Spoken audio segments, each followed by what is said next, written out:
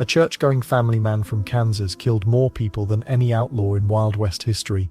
His neighbors had no idea they lived next door to the deadliest gunfighter who ever lived. The year was 1865, and America had just finished tearing itself apart. Brother fought brother in the Civil War, leaving hundreds of thousands dead and a nation desperate to rebuild. But while politicians argued in Washington, something wild was brewing out west. Massive stretches of untamed land stretched beyond the Mississippi River, calling to anyone brave enough or crazy enough to claim their piece of the American dream. These weren't your typical suburban neighborhoods we're talking about. Picture millions of acres where the nearest neighbor might be 50 miles away, and the closest lawman could be hundreds of miles from trouble. No police stations on every corner, no 911 to call when things went sideways, just you, your horse, and whatever iron you carried on your hip. The government had land to give away, practically begging people to head west and make something of the wilderness. Gold discoveries in California and Colorado had already started the rush, but now railroads were pushing deeper into frontier territory. Towns sprouted up overnight,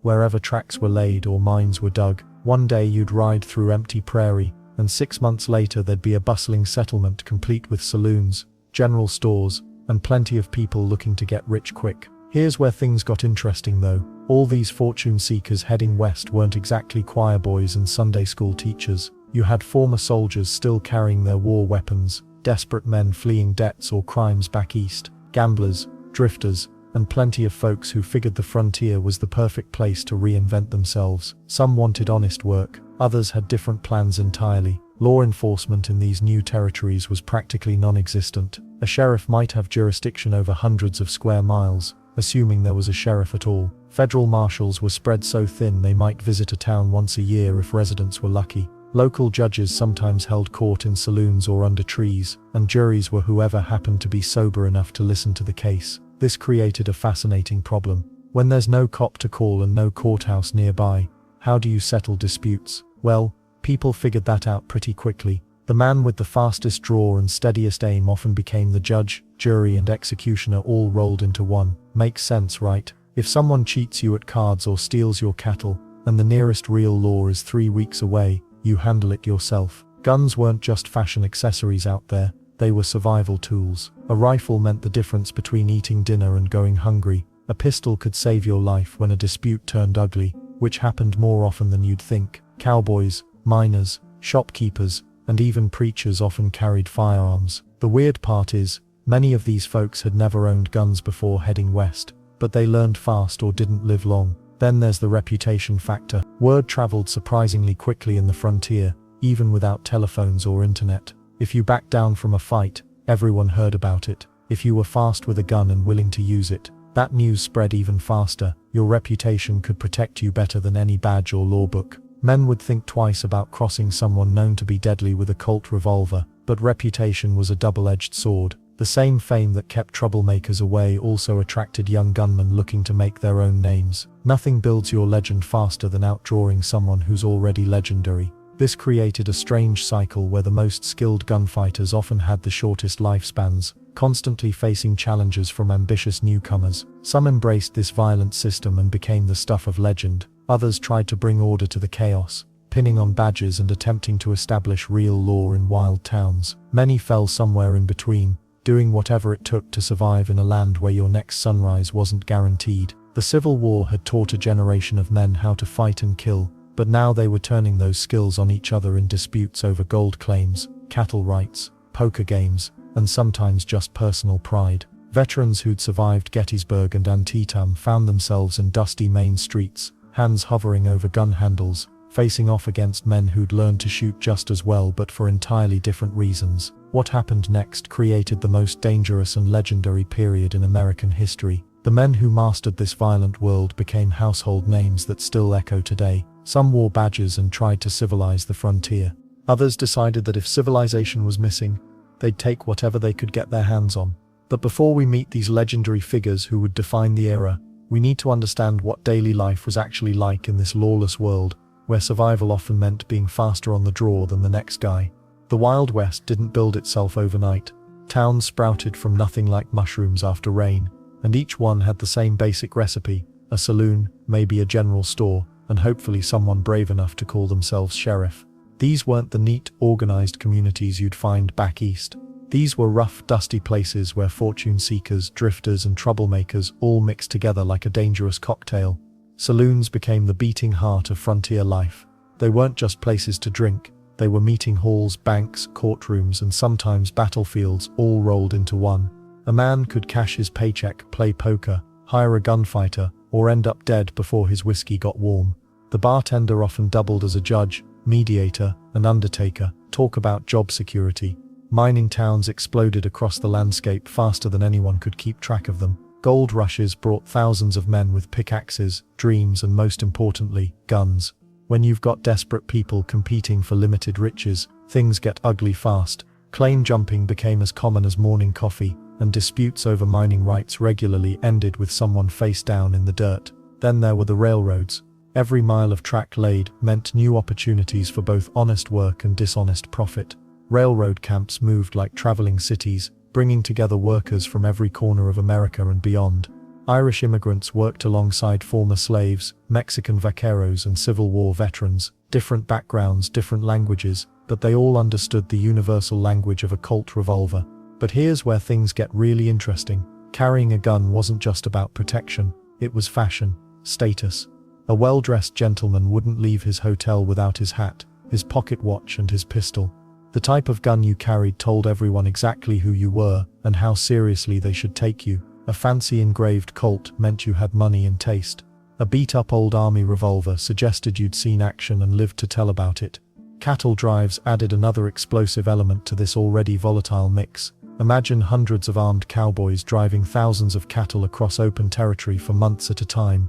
These weren't Sunday school teachers, they were tough, weather-beaten men who'd learned to settle disputes with hot lid rather than lengthy discussions. When a cattle drive reached town, everyone knew to either join the party or stay indoors. Local conflicts erupted like prairie fires. A disagreement over a poker hand could escalate into a street shootout within minutes. Someone looks at another man's woman the wrong way, guns drawn, cattle wander onto the wrong grazing land. Time for a range war. These weren't always personal vendettas, sometimes they were just Tuesday afternoon entertainment. The weird part is how wealth actually made you more of a target, not less. Rich mine owners, successful ranchers, and prosperous merchants had to sleep with one eye open and a loaded weapon within arm's reach. Success painted a bullseye on your back because every desperado for miles around knew you had something worth stealing. Women weren't exempt from this dangerous lifestyle either. Pioneer women learned to handle firearms out of necessity, not choice. When your husband's working the mine and the nearest neighbor is 20 miles away, that shotgun by the door becomes your best friend. Many frontier wives could outshoot their husbands, though they rarely got credit for it in the history books. Professional gamblers drifted from town to town like deadly tumbleweeds. These weren't casual card players, they were artists of deception who could read tells, manipulate odds, and draw iron faster than most lawmen. A good gambler needed steady hands for dealing cards and an even steadier hand for dealing with poor losers. Law enforcement existed more in theory than practice in many places. A sheriff might control the main street of his town, but step outside city limits and you entered a world where might made right. Some sheriffs were honest men trying to bring civilization to chaos. Others were just the meanest gunfighter who happened to pin on a badge. The violence wasn't always random or personal, it was often economic. Competing businesses hired gunfighters to intimidate rivals. Labor disputes between workers and owners regularly exploded into armed conflicts. Even something as simple as where to build the new church could divide a community into armed camps. This wasn't the romanticized shootouts you see in movies either. Real gunfights were usually quick, messy, and often involved innocent bystanders getting hurt. Stray bullets didn't care if you were an outlaw or a school teacher. Daily survival required constant awareness of who might want you dead and why. But some individuals rose above this chaos to become legends, men whose reputations grew so fearsome that their mere presence could end conflicts before they started. Wild Bill Hickok was one such man, and his story shows just how deadly precision with a pair of Colts could make someone. The Civil War had just ended, and America was drowning in surplus weapons. Soldiers returned home with military-issued revolvers stuffed in their saddlebags. But here's the thing. These weren't your grandfather's muskets that took forever to reload and missed half the time. Revolutionary technology was flooding the frontier. The Colt revolver could fire 6 shots without reloading. Winchester rifles could pump out 15 rounds in less than 30 seconds. Suddenly, A single man could outgun an entire group armed with old-fashioned single-shot weapons. This wasn't just an upgrade, it was a complete game-changer. Samuel Colt had perfected his revolving cylinder design before the war, but mass production during the conflict made these weapons affordable and available. The Colt Army 1860 became the gold standard. This 44 caliber beast could drop a horse at 50 yards and punch through wooden doors like they were made of paper. Cowboys loved its reliability, outlaws trusted its stopping power, lawmen depended on its intimidation factor. Then there's Winchester. Their 1866 model earned the nickname Yellow Boy because of its distinctive brass frame. Native Americans called it the gun that shoots all day Sunday because it rarely needed reloading during long firefights. A skilled shooter could work the lever action so fast that witnesses swore they were hearing automatic gunfire. But raw firepower meant nothing without speed. The fast draw became an art form, and sometimes the difference between walking away or getting carried away. Gunfighters practiced for hours, perfecting their technique until drawing and firing became one fluid motion. Some could clear leather and put a bullet on target in less than half a second. Wild Bill Hickok pioneered the cross-draw method, wearing his pistols backwards in his belt. This allowed him to draw both guns simultaneously, creating a devastating wall of lead. Others preferred the traditional hip holster, relying on pure speed and accuracy with a single weapon. The debate over which method was superior sparked heated arguments in saloons across the West. Makes sense that everyone wanted the newest, deadliest hardware, right? Well, not everyone could afford it. A quality Colt revolver cost about $40, equivalent to 3 months' wages for a ranch hand. This created a strange economy where guns became status symbols. A man's weapon told everyone exactly how successful he was. Cheaper alternatives flooded the market. Companies like Remington and Smith & Wesson produced reliable revolvers at lower prices, but serious gunfighters stuck with Colts. The weight, balance and craftsmanship were unmatched. Plus, ammunition was standardized and available in every frontier town. The weird part is how these weapons changed social dynamics entirely. Before revolvers, physical strength and numbers mattered most in conflicts. A big man with fists usually won fights, but a Colt .45 made a skinny teenager just as dangerous as a burly blacksmith. Age, size and muscle became irrelevant. Only speed and accuracy mattered now. Gunfights weren't always the dramatic face-to-face duels that movies love showing us. Most real shootouts happened at close range, often inside buildings or around corners. The ability to fire multiple shots quickly proved more valuable than perfect marksmanship. Many famous gunfighters were decent shots, not supernatural marksmen. Let's not forget that these weapons were notoriously unreliable by today's standards. Black powder fouled easily in dusty conditions. Moisture could ruin ammunition.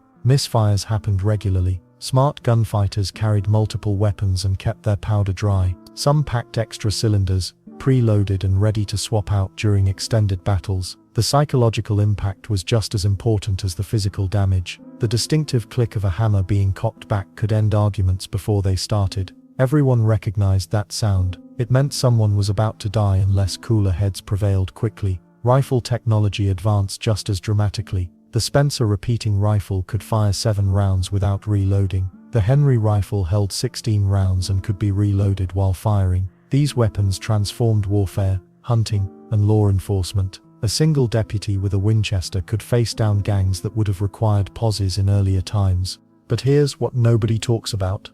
Maintenance was a nightmare. These complex mechanical devices required constant cleaning and adjustment. Gunsmiths became essential figures in every town. A broken firing pin or worn spring could turn your trusted weapon into an expensive club. The learning curve was steep and deadly. Many inexperienced shooters accidentally killed themselves or innocent bystanders while learning to handle these powerful weapons. Others discovered too late that their cheap imitation revolvers exploded when fired with full power loads. Competition between manufacturers drove rapid innovation. Each company tried to build faster, more reliable, more powerful weapons. Patents were fiercely protected. Industrial espionage was common. The race to build the perfect frontier weapon created fortunes and destroyed careers. This technological revolution set the stage for legendary figures who would master these deadly tools. But owning advanced weapons was just the beginning. Knowing how to use them effectively separated the living from the dead. The word gunfighter gets tossed around like loose change in a saloon, but what did it actually mean? Well, that's where things get interesting. These weren't just wild men shooting up towns for fun. Most gunfighters fell into three main camps: lawmen trying to keep the peace, outlaws running from it, and gamblers caught somewhere in between. Think about it this way. You've got a sheriff walking into a dusty frontier town where the last lawman got buried 6 feet under. He's not there because he loves danger, though some did. He's there because someone has to do the job. Then you've got the bank robber who learned to shoot fast because staying slow meant staying dead. And finally, there's the professional gambler who carries 2 Colts not because he plans trouble, but because trouble has a way of finding men who win too much at poker. Many gunfighters didn't start out planning to be legends. Take your average cowboy after the Civil War. He knows how to handle a rifle from hunting and maybe some military service. He drifts into a cattle town, gets work on a ranch, and suddenly he's carrying a sidearm because everyone else does. Before long, some drunk challenges him over a card game or a woman, and boom, he's killed his first man. Word spreads, his reputation grows. Other young guns want to test themselves against him. But here's the weird part. Some of the deadliest gunfighters were also the most respected citizens. Wild Bill Hickok served as a lawman in multiple towns. Wyatt Earp became a legendary marshal. These men weren't psychotic killers. They were trying to bring order to chaos. They just happened to be really good at shooting people who disagreed with their methods. Then there were the outlaws who made their living with lead and gunpowder. Jesse James wasn't born planning to rob trains. The Civil War turned him into a guerrilla fighter, and when the war ended, he kept fighting his own version of it. Billy the Kid started as a ranch hand before circumstances pushed him toward crime. These weren't evil masterminds, they were young men shaped by violence, who found they had a talent for staying alive when others didn't. What's fascinating is how thin the line was between lawman and outlaw. Some gunfighters switched sides more often than a weather vane in a tornado. A man might serve as a deputy sheriff in one county while being wanted for murder in the next. The same skills that made someone good at enforcing the law also made them effective at breaking it. Professional gamblers occupied their own strange category. They weren't looking for fights, but they couldn't avoid them either. When you're winning money from armed drinking men in towns where losing your stake might mean starving, conflict becomes inevitable. Doc Holliday trained as a dentist but found himself in more gunfights than some career outlaws. His tuberculosis made him figure he had nothing to lose, which is a dangerous attitude in a man with excellent aim. The victims of these gunfighters tell their own story. Sure, some were criminals who deserved what they got, but plenty were just regular folks caught in the wrong place at the wrong time. Stray bullets didn't care if you were an innocent bystander. Some gunfighters tried to avoid civilian casualties, while others didn't much care who got hurt as long as they achieved their goals. Age played a huge role in this deadly game. Most gunfighters were young men in their 20s and 30s. Fast reflexes and steady hands don't last forever, and neither does the reckless courage that made someone willing to face death over a perceived insult.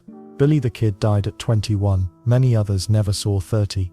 The few who lived long enough to grow old usually did so by hanging up their guns and settling down, or by being smart enough to avoid fair fights. What really set gunfighters apart wasn't just their skill with weapons, though that mattered plenty. It was their reputation, and their willingness to use violence to solve problems.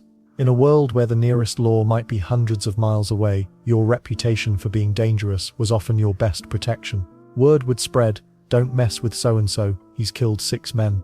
Sometimes that reputation prevented fights more often than it caused them. The psychological pressure must have been incredible. Imagine walking into every saloon knowing that some young hotshot might be looking to make his name by killing you. Every card game, every drink, every conversation carried the potential for sudden death. Some gunfighters thrived under that pressure. Others cracked. But what made these men truly legendary wasn't just their ability to kill.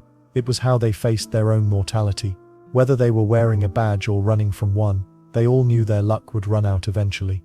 The question was whether they'd die in bed or in the street. Most got their answer sooner than they hoped.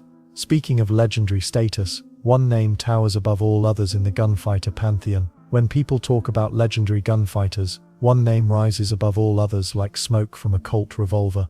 Wild Bill Hickok didn't just shoot fast, he shot with the precision of a surgeon, and the confidence of a man who knew death was always one mistake away. Born James Butler Hickok in Illinois, Wild Bill looked nothing like your typical frontier tough guy. He had flowing blonde hair that hung past his shoulders, a handlebar mustache that would make a saloon keeper jealous, and piercing blue eyes that seemed to see everything at once. Standing over 6 feet tall, he dressed like a gentleman even when he was about to kill someone. The weird part is, this fancy appearance made him even more intimidating. When a man looks that confident walking into a gunfight, you know he's got the skills to back it up. Wild Bill's weapon of choice. Two Colt 1851 Navy revolvers, worn butts forward on his hips in what became known as the cross-draw style. While most gunfighters drew straight down from their sides, Hickok would cross his arms and pull both guns simultaneously, creating an X pattern with his hands. This technique looked theatrical, but it served a deadly purpose. It was actually faster than a traditional draw, and it let him fire with both hands at once.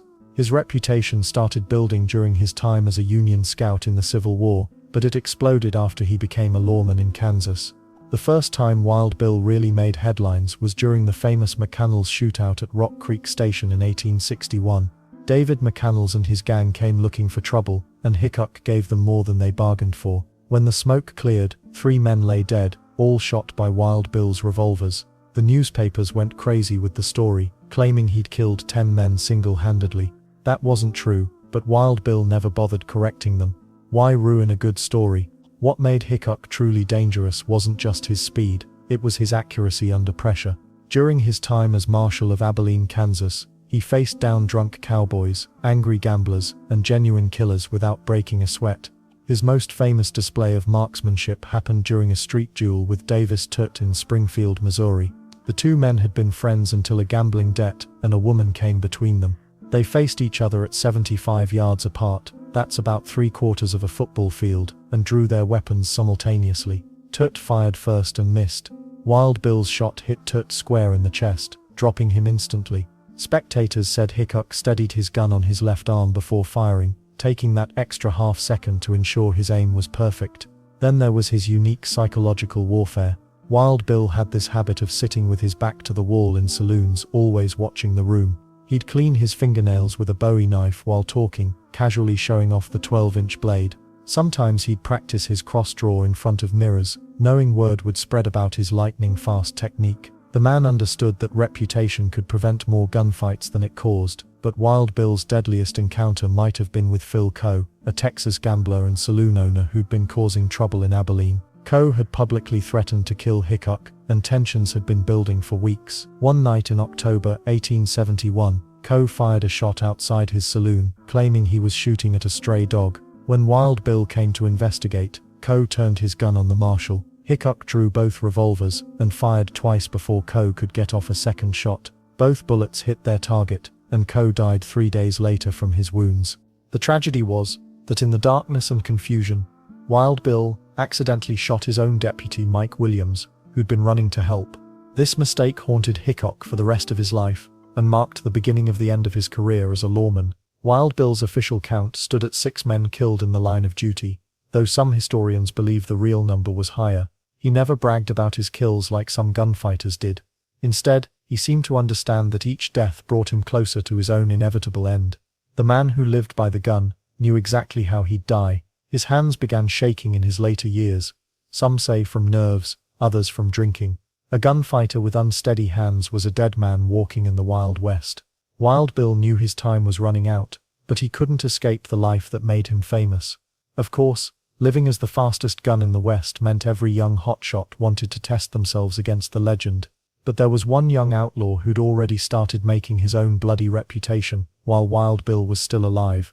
Wild Bill Hickok may have been the most famous gunfighter of his time, but he wasn't the youngest to make headlines. That honor goes to a scrawny teenager who became one of the most notorious outlaws in American history before he could even legally buy a drink. Henry McCarty was born in 1859, though nobody knows exactly where. His mother died when he was just 14, leaving him orphaned and angry in Silver City, New Mexico. The kid was small for his age, barely 5'7", with buck teeth and a baby face that made him look harmless. Big mistake thinking that. His first kill came at 17. The story goes that a blacksmith named Frank Cahill was bullying the kid, calling him names and roughing him up in front of a crowd. Most teenagers would have walked away with hurt feelings. Not this one. He pulled out a .38 caliber revolver and put a bullet in Cahill's stomach. The blacksmith died the next day, and Henry McCarty became a wanted man. But Henry McCarty was dead to him now. He started calling himself William Bonney, though most folks knew him by a different name entirely, Billy the Kid. The Kid had something that separated him from other gunfighters of his era: speed, not just with his draw but with his thinking. While men like Wild Bill relied on experience and steady nerves, Billy compensated for his youth with lightning-fast reflexes and a willingness to shoot first and never bother asking questions later. He wasn't particularly accurate compared to the legends. His gun of choice was a Colt .41 caliber double-action revolver, and witnesses said he was decent with it, but not spectacular. What made him deadly was his unpredictability. Older gunfighters followed certain codes, certain rules of engagement. Billy threw the rulebook out the window. Then there's the Lincoln County War, which sounds like some grand military campaign, but was really just a bloody business dispute that got way out of hand. Two rival factions were fighting for control of government contracts and general store monopolies in Lincoln County, New Mexico. Billy picked a side and started shooting people for money. During this conflict, Billy racked up most of his confirmed kills. The exact number is debated by historians, but 8 men died by his hand during his short career. Not as many as some claimed, but remember, he was still a teenager when this killing spree began. His most famous escape happened in Lincoln itself. Sheriff Pat Garrett had captured Billy and was holding him in the courthouse, waiting for his execution date. The Kid was shackled and under guard by 2 deputies. While one deputy went to dinner, Billy somehow got hold of a gun, probably hidden in the outhouse by a sympathizer, and shot Deputy James Bell in the back as Bell ran for help. The second deputy, Bob Olinger, heard the gunshot and came running. Billy was waiting at the courthouse window with Olinger's own shotgun. "Hello, Bob," he called out, then blasted Olinger into the dirt. The Kid then spent an hour on the courthouse balcony, filing off his leg shackles while the entire town watched from a safe distance. Nobody tried to stop him. What makes Billy different from other outlaws was his odd popularity. Despite being a cold-blooded killer, he was polite to women, friendly with children, and reportedly never stole from poor families. He spoke fluent Spanish and was liked by many Mexican families in the territory. This wasn't your typical heartless outlaw. The territorial governor put a $500 bounty on his head. Serious money in those days. Every lawman, bounty hunter, and wannabe hero in the Southwest was looking for a short kid with buck teeth and a fast gun. Sheriff Pat Garrett finally caught up with him on July 14, 1881, in Fort Sumner, New Mexico. Billy was visiting his girlfriend and thought he was safe. Garrett was waiting in a darkened bedroom. When Billy walked in to talk to a friend, the Kid sensed something was wrong and drew his gun. But Garrett was faster. 2 shots from Garrett's .45 ended the career of America's most famous teenage outlaw. Billy the Kid died at 21 years old. He'd been an outlaw for less than 4 years, but in that short time he'd become more famous than gunfighters who'd been in the game for decades. His youth, his baby face, and his willingness to kill anyone who got in his way made him a legend. The weird part is how his reputation grew after death. Dime novels turned him into a Robin Hood figure. Hollywood made him a tragic hero, but the real Billy the Kid was something much simpler and more dangerous. A scared teenager with nothing to lose and a loaded gun. Yet Billy wasn't the only outlaw to achieve legendary status through violence and robbery. While the Kid was making his name in New Mexico, another young man was building an even more famous criminal empire further east. While Billy the Kid grabbed headlines as a young killer, another outlaw was building something far more organized and dangerous. Jesse James didn't just rob people, he turned crime into a business, and somehow he convinced half the country to cheer him on while he did it. Born in Missouri in 1847, Jesse Woodson James learned violence early. The Civil War tore through his home state like a tornado, and teenage Jesse joined Quantrill's Raiders, a Confederate guerrilla unit known for brutal tactics. These weren't regular soldiers following army rules. They were raiders who struck fast, killed without mercy, and disappeared into the countryside. Perfect training for an outlaw career. When the war ended in 1865, Jesse faced a problem. He was excellent at fighting and killing, but terrible at farming and working regular jobs. Makes sense, right? The guy had spent his teenage years learning how to ambush enemies and escape through back roads. Office work wasn't exactly his specialty. Then there's his brother Frank, 8 years older, and just as deadly. Together the James brothers decided peacetime was boring. They'd keep using their wartime skills, just for profit instead of politics. Their first bank robbery hit the Clay County Savings Association in Liberty, Missouri, on February 13, 1866. They made off with over $15,000, worth about $250,000 today. Not a bad day's work for a couple of farm boys. But Jesse wasn't content robbing local banks. He had bigger dreams and a twisted sense of theater. The James gang started hitting trains, which was brilliant for several reasons. Trains carried payrolls, mail bags full of money, and wealthy passengers with jewelry. They also couldn't change course or hide once the robbery started. A train on tracks was basically a slow-moving vault. Their train robberies became legendary for their planning and audacity. The gang would pile rocks on the tracks or wave red lanterns to force engineers to stop. Jesse often wore a mask or bandana, but he'd sometimes chat with passengers, asking about their families while his men cleaned out the safe. Some witnesses said he was polite, almost charming. Others called him a cold-blooded killer, who'd shoot anyone who looked at him wrong. The weird part is how many people started treating Jesse like a folk hero instead of a criminal.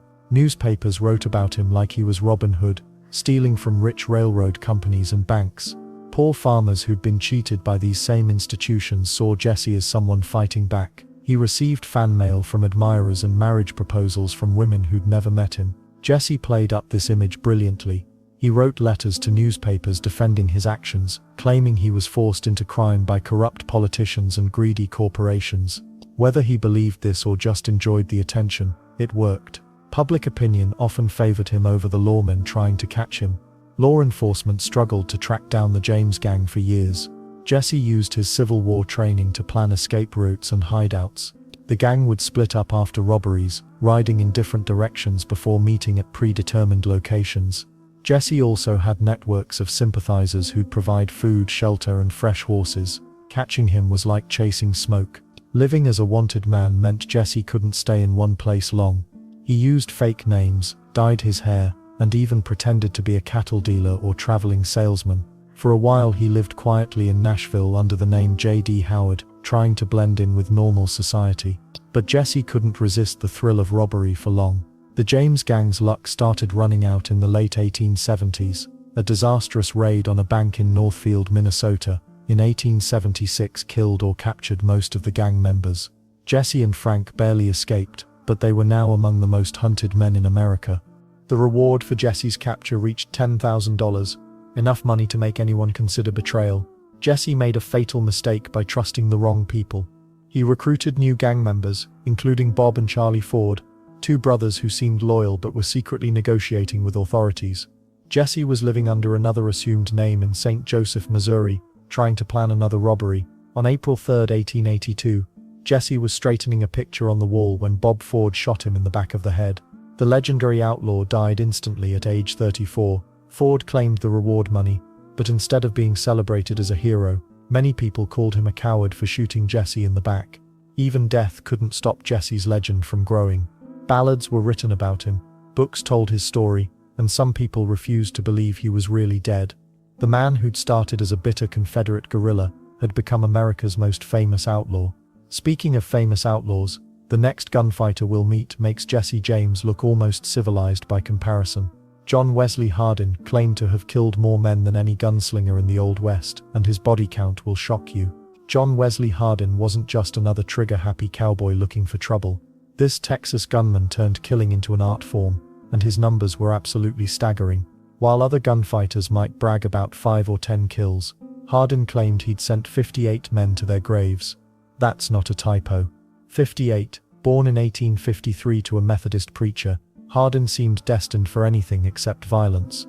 But the Wild West had a funny way of twisting people's paths. His father named him after John Wesley, the founder of Methodism, hoping his son would follow a peaceful religious life. Well, that didn't exactly work out as planned. Hardin's first kill came when he was just 15 years old. A former slave named Mage challenged him to a wrestling match, and when Hardin won, Mage pulled a knife. Young Hardin shot him dead on the spot. Instead of feeling remorse, he felt something else entirely: power. That single moment changed everything. The weird part is how quickly he became comfortable with killing. Most people would be haunted by taking a life, especially at such a young age. Not Hardin. He discovered he had lightning-fast reflexes and deadly accuracy with a pistol. More importantly, he realized he could use these skills to get whatever he wanted. Then there's his most famous railroad adventure.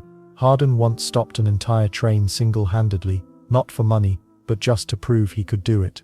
He walked into the passenger car, announced he was taking control, and dared anyone to stop him. Nobody did. The conductor, passengers, and even the armed guards just watched this lone gunman commandeer their train like it was the most natural thing in the world. His reputation spread faster than wildfire across Texas.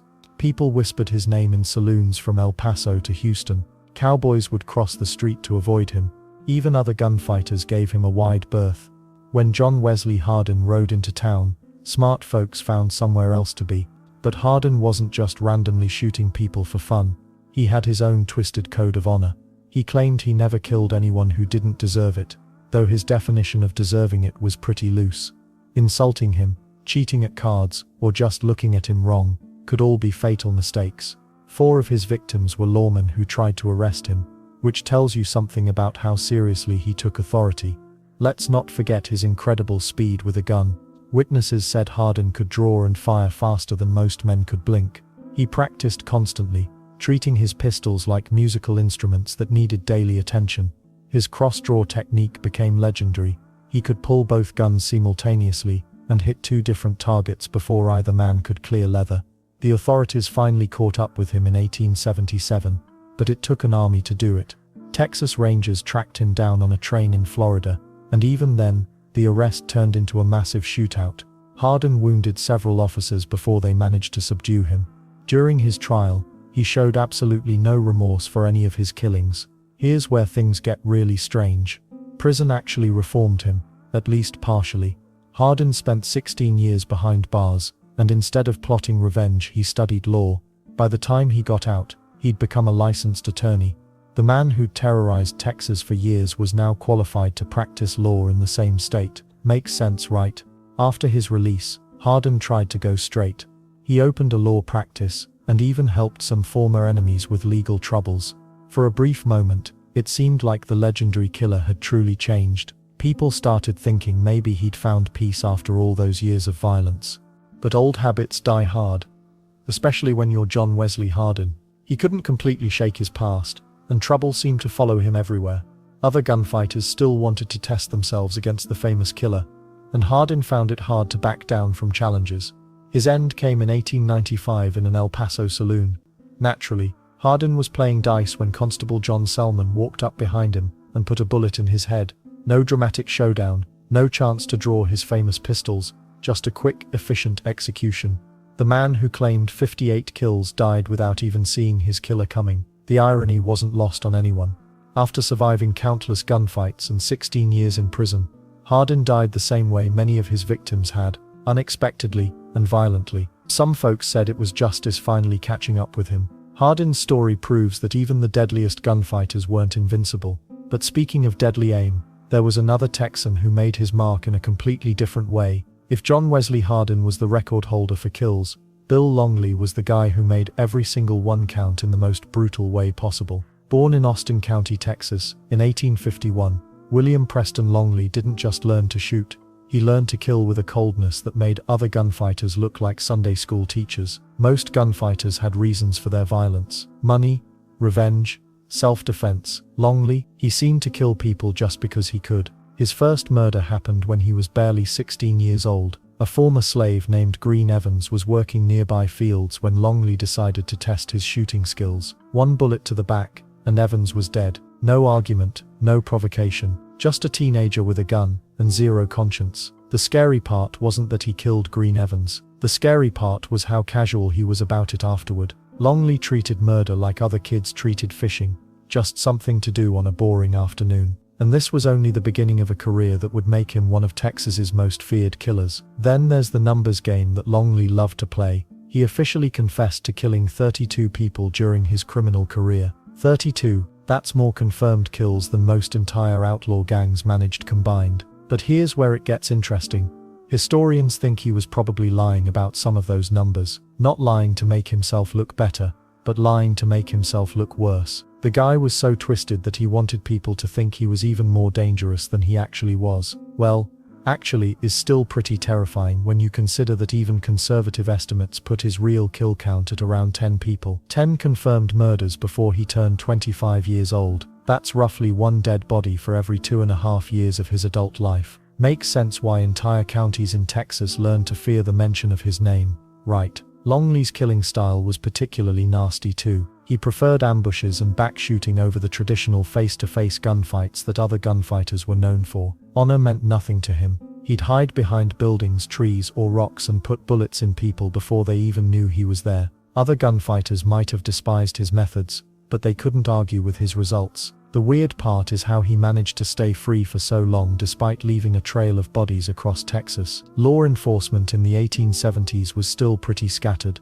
but Longley wasn't exactly subtle about his crimes. He bragged about his kills in saloons, told detailed stories about how each victim died, and generally acted like he wanted to get caught. Maybe he figured his reputation would protect him. For a while, it actually did. Local sheriffs were terrified to go after him alone. Posses would form and then mysteriously dissolve when members started thinking about what happened to Longley's previous victims. Nobody wanted to be number 11 on his list of confirmed kills. Fear became his best defense against justice, and he milked that fear for everything it was worth. But even the deadliest gunfighter can't dodge bullets forever. Longley's luck ran out in 1877 when he was finally captured in Louisiana. Not in a dramatic shootout or after a long chase. He was arrested for a completely different crime and then identified as the notorious Texas killer. Sometimes the most dangerous men fall for the dumbest reasons. Once in custody, Longley became oddly talkative about his crimes. He confessed to murder after murder,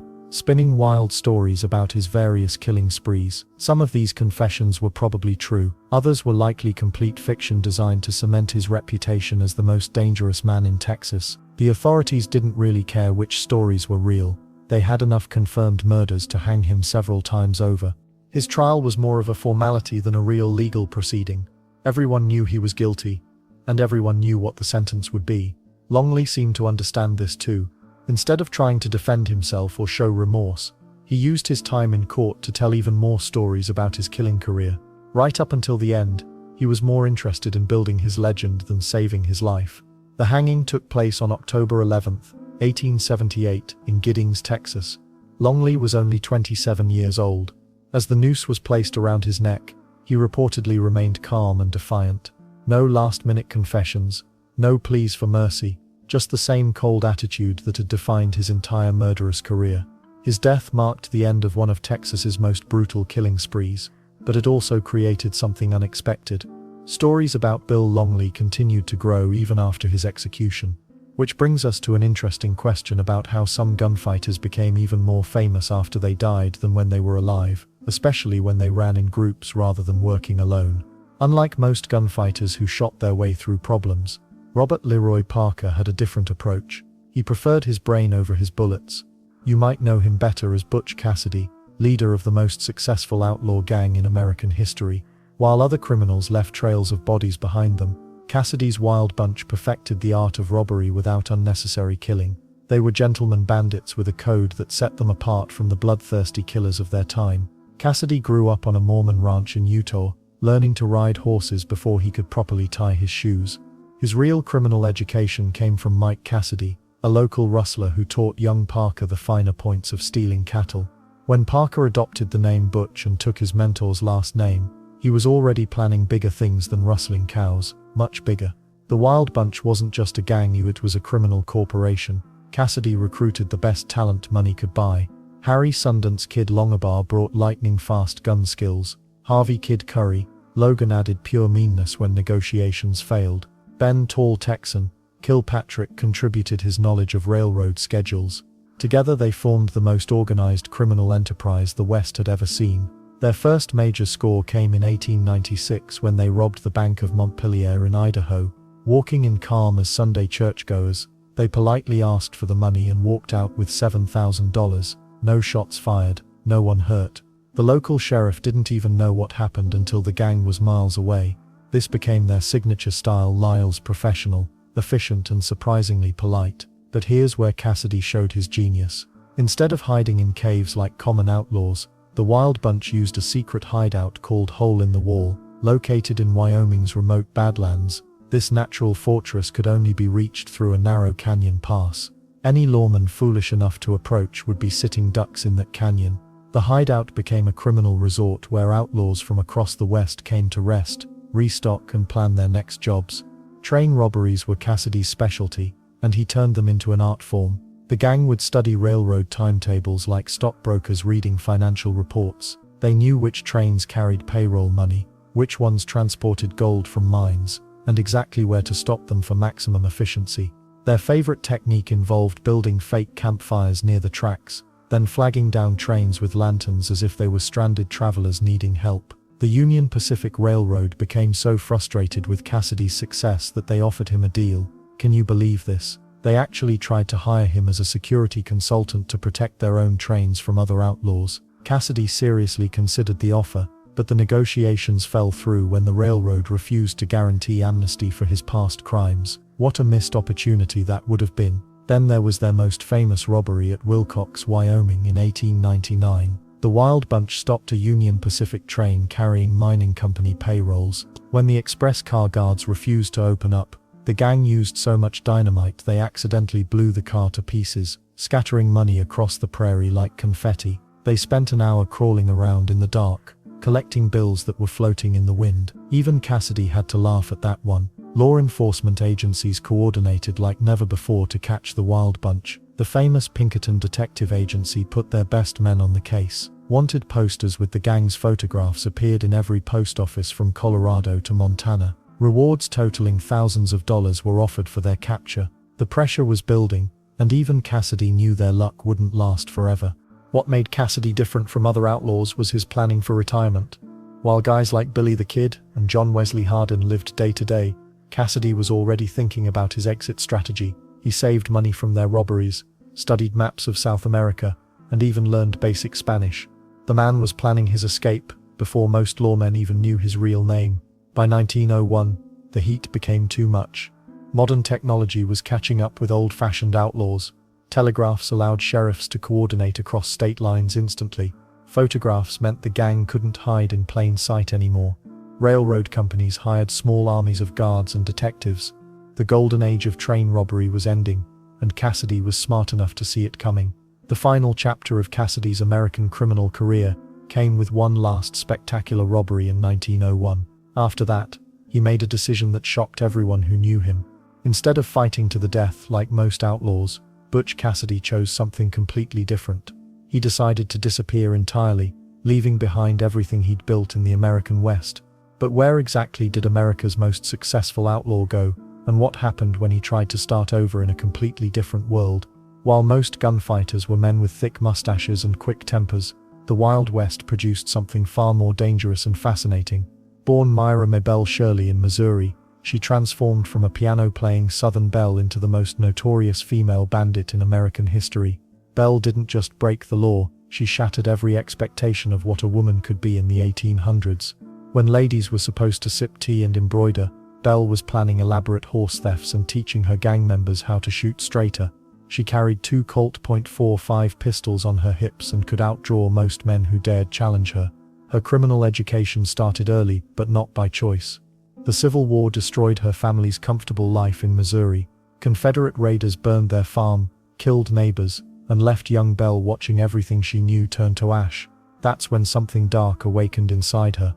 The sweet girl who once played piano for church gatherings died in those flames. Belle's transformation accelerated when she met Cole Younger, one of Jesse James's most trusted gang members. Cole taught her that reputation meant survival on the frontier. More importantly, he showed her that women could be just as deadly as men if they were willing to cross certain lines. Belle crossed every single one. What made Belle truly dangerous wasn't just her skill with pistols, though she could shoot bottles off fence posts at 50 yards. Her real weapon was intelligence. She studied her targets like a chess master, learning their routines, their weaknesses, their fears. When Belle's gang hit a ranch or stagecoach, they knew exactly how many guards to expect and which escape routes offered the best cover. The woman who became known as the Bandit Queen operated throughout Oklahoma and the Cherokee Nation, where federal law was practically non-existent. She married Sam Starr, a Cherokee outlaw, and their partnership turned cattle rustling and horse theft into an art form. Belle would scout potential targets while dressed as a respectable rancher's wife, gathering information that would make their raids devastatingly effective. Belle's gang wasn't just another bunch of trigger-happy cowboys. She demanded discipline, planning and precision from every member. Anyone who got drunk and talked too much found themselves permanently removed from the group. Belle understood that loose lips didn't just sink ships, they got outlaws hanged.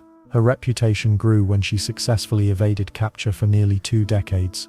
Bounty hunters who tracked her down often found themselves outgunned and outmaneuvered by someone they'd underestimated because of her gender. Belle used those assumptions against her enemies, appearing harmless until the moment she drew her weapons. Then there's the fascinating connection between Belle and Jesse James himself.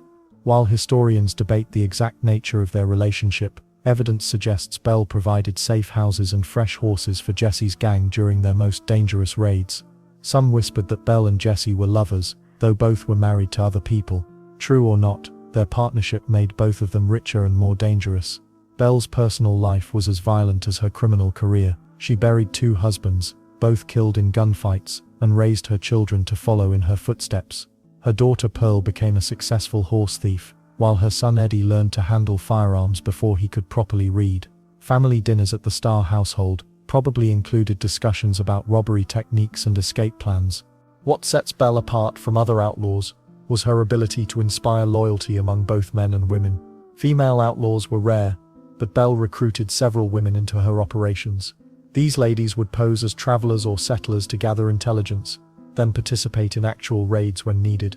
Belle proved that criminal enterprises could benefit from diverse perspectives. Belle's downfall came not from a dramatic shootout or heroic lawman, but from the oldest story in the outlaw playbook, betrayal.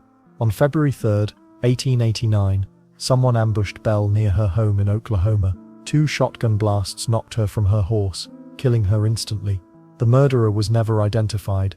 Those suspects included angry neighbors, rival outlaws, and even members of her own gang. The mystery surrounding Belle's death only added to her legend. Some claimed her son Eddie killed her during a family dispute. Others believed a neighbor shot her over a property disagreement. A few insisted that one of her former gang members murdered Belle to claim a secret bounty on her head. Belle Starr died at 41, but her influence on American outlaw culture lasted far longer. She proved that women could be just as ruthless, intelligent, and dangerous as any male gunfighter. Her story inspired countless novels, movies, and legends about female outlaws who refused to accept society's limitations. But Belle's legacy raises an important question about another famous partnership that would define Wild West history. What happens when you combine the planning skills of someone like Belle Starr with the robbery expertise of the era's most successful bandits? Harry Alonzo Longabaugh earned his nickname in the most mundane way possible. The future Sundance Kid got caught stealing horses near Sundance, Wyoming, and spent 18 months in jail. That's it. No dramatic shootout, no daring escape. Just a teenager who picked the wrong horses in the wrong town. But sometimes the most ordinary beginnings lead to the most extraordinary legends. Fresh out of jail in 1889, Harry wasn't exactly rehabilitation success story material. Prison had taught him one valuable lesson: don't get caught next time. He drifted through Colorado and Utah, working ranch jobs and learning skills that would serve him well later. Horse handling, shooting, and most importantly, reading people. Ranch work might seem boring, but it was perfect training for an outlaw. The real story begins when Harry met Butch Cassidy in the mid-1890s. Robert Leroy Parker, better known as Butch, was already building his reputation as a gentleman bandit. These two couldn't have been more different. Butch was talkative, charming, and avoided violence whenever possible. Harry was quiet, serious, and deadly accurate with a gun. Perfect partners, really. Their partnership started small, cattle rustling, mostly. Not glamorous work, but it paid the bills and taught them how to move stolen goods without getting caught. Harry proved himself reliable, which mattered more than anything in outlaw circles. Trust was currency, and Harry was building his account. Then came the Wild Bunch formation. Butch assembled a crew of specialists: Harvey Logan Kid Curry for his vicious streak, Ben Kilpatrick the tall Texan for his inside knowledge of trains, and Harry for his steady nerves and shooting skills. They weren't just random desperados. This was a professional operation with specific roles for each member. Their first major score together was the Montpelier Bank in Idaho, August 1896. Harry's job was simple: stand guard and look intimidating. Turns out he was naturally gifted at both. The robbery netted them $7,165, which was serious money back then. More importantly, nobody got hurt. Butch's philosophy was working steal the money, not lives. But Harry's real specialty became evident during their train robberies. While Butch handled negotiations and Kid Curry provided the muscle, Harry managed the horses and planned escape routes. Boring, maybe. Essential. Absolutely. Getting away clean was harder than the actual robbery, and Harry understood this better than most. The Union Pacific robbery at Wilcox, Wyoming in June 1899 showcased Harry's evolution.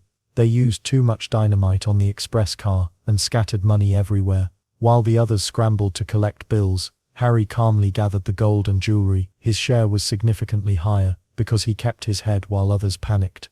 What made Harry different from typical gunfighters was his restraint. He could outdraw most men, and rarely missed his target, but he didn't kill for sport or reputation.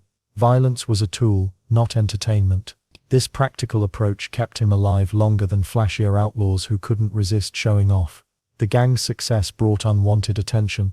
Pinkerton detectives started closing in, and railroad companies hired professional manhunters.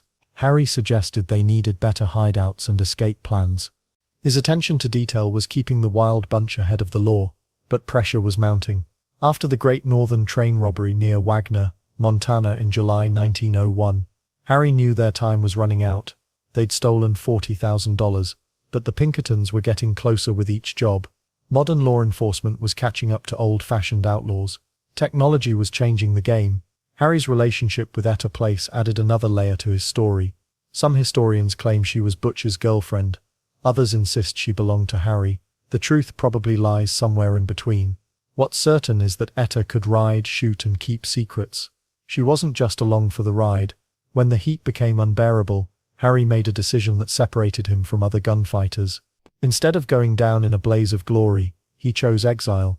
Along with Butch and Etta, he sailed for South America in 1901.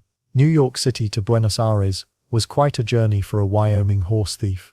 Argentina offered them a fresh start. They bought a ranch and tried legitimate life for several years. Harry proved surprisingly good at honest work, but old habits die hard. When money got tight, they returned to robbery, hitting banks in Argentina and Bolivia. The end of Harry's story remains mysterious. Bolivian authorities claim they killed him and Butch during a shootout in San Vicente in 1908. But bodies were never positively identified, and sightings of both men continued for years afterward. Some researchers believe Harry lived well into the 1930s under assumed names. Whether he died young in Bolivia, or lived to see the automobile age, Harry Longabaugh represented something different in gunfighter culture. He was the professional who treated crime like business, not personal vendetta. But speaking of personal vendettas, not every gunfighter shared Harry's restraint. Some men killed not for money or survival, but for pure pleasure. While most gunfighters made names for themselves through dramatic showdowns and wild escapes, one man turned killing into a cold business transaction. Deacon Jim Miller wasn't your typical Wild West outlaw. He was something far more terrifying.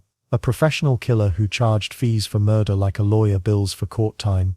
Miller earned his nickname Deacon through one of the strangest contradictions in frontier history. This man attended church regularly, read his Bible daily, and never touched alcohol or tobacco. He'd sit in Sunday service singing hymns, then ride out Monday morning to put a bullet in someone's back for $50. Talk about mixed priorities. The killing started early for Miller. At just 8 years old, he allegedly murdered his own grandparents with an axe while they slept. Most kids that age are worried about chores. Miller was already planning double homicide. His parents shipped him off to relatives in Texas, but the damage was done. By his teens he'd developed a taste for violence that would make him one of the deadliest men in American history. What made Miller different from other gunfighters was his method. While Wild Bill Hickok and Billy the Kid became famous for face-to-face duels, Miller preferred shooting people in the back. He saw no honor in giving his targets a fighting chance. Why risk your life when you could guarantee the outcome? Makes twisted sense, right? His weapon of choice wasn't the typical Colt revolver either. Miller favored a shotgun loaded with buckshot, devastating at close range and nearly impossible to survive. He'd hide in shadows behind buildings or in hotel rooms, waiting for the perfect moment to strike. Then boom. Another job completed, another fee collected. The business side of Miller's killing spree was what truly set him apart. He maintained a network of contacts across Texas, Oklahoma, and New Mexico who would hire him for problems that needed permanent solutions. Rival ranchers, troublesome sheriffs, business competitors, Miller didn't care about the reason as long as the money was good. His going rate was $50 per kill, which equals about $1,500 today, not a bad payday for 5 minutes work. Miller's reputation grew so fearsome that some people hired him just to scare enemies into leaving town. The mere mention of Deacon Jim coming for you was enough to send many folks packing for California. He became like a human tornado warning. When Miller showed up, smart people got out of his path. But here's where Miller's story gets really weird. Despite his murderous profession, he maintained the facade of a respectable citizen. He owned legitimate businesses, including a hotel in Oklahoma. He served as a deputy sheriff and even worked as a Texas Ranger for a while. Imagine getting pulled over by a cop who might shoot you for the right price later that week. The law enforcement angle gave Miller perfect cover for his assassination work. He could travel freely, carry weapons without question, and even claim some of his murders were in the line of duty. Several of his victims were fellow lawmen who'd gotten too close to discovering his side business. Miller understood that the best hiding place for a criminal was often behind a badge. Miller's kill count remains disputed, but most historians agree he murdered at least 12 people, with some estimates reaching as high as 50. Unlike other gunfighters who boasted about their exploits, Miller kept quiet about his work. Dead men tell no tales, but live assassins who brag don't stay alive long either. His luck finally ran out in 1909 in Ada, Oklahoma. Miller had been hired to kill a popular local rancher named Gus Bobbitt. The assassination went smoothly. Miller shot Bobbitt from ambush with his trademark shotgun, but this time the townspeople had had enough of mysterious murders plaguing their community. When word spread that Miller was behind the killing, an angry mob stormed the jail where he was being held. They dragged Miller and 3 accomplices to a nearby barn. The crowd didn't bother with a trial or formal execution. They simply strung up all 4 men from the barn rafters and called it justice. Miller's final words reportedly were a request to keep his hat on during the hanging. Even facing death, he worried about maintaining his appearance. The man who terrorized the Southwest for decades died dangling from a rope, finally paying the ultimate price for his deadly profession. The strangest part about Miller's story is how he combined religious devotion with cold-blooded murder. Most killers either embrace their dark nature or struggle with guilt. Miller somehow convinced himself that attending church on Sunday could balance out the assassinations during the week. While Miller's reign of terror ended that night in Ada, his story reveals a darker side of frontier justice that most Wild West tales prefer to ignore. Not every gunfighter was a romantic outlaw or heroic lawman. Some were simply merchants of death. Speaking of lawmen though, not all badge wearers were corrupt killers like Miller. When most people think of famous gunfighters, they picture outlaws and desperados. But some of the deadliest men in the Wild West wore badges instead of bandanas. The Earp brothers turned law enforcement into an art form, and their story proves that sometimes the good guys were just as dangerous as the bad ones. Wyatt Earp wasn't born to be a lawman. He started as a buffalo hunter, then tried his hand at gambling and saloon keeping. His brothers Virgil and Morgan followed similar paths before they all ended up carrying badges in various frontier towns. What made them different from other lawmen? They didn't just arrest criminals, they hunted them down like wolves tracking prey. The brothers had a system that worked. Virgil, the oldest, usually held the official marshal position. Wyatt served as his deputy, bringing a cold calculation to every confrontation. Morgan, the youngest of the 3, provided backup with a quick temper and an even quicker draw. Together, they cleaned up towns that other lawmen wouldn't even visit. Their reputation grew in Dodge City, Kansas, where Wyatt earned the nickname the Law West of the Mississippi.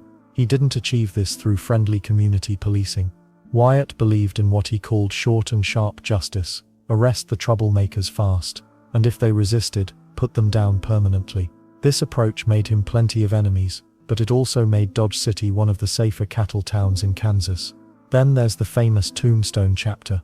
In 1879, the brothers arrived in this silver mining boomtown in Arizona Territory, drawn by opportunities to make money through gambling, mining claims, and eventually law enforcement.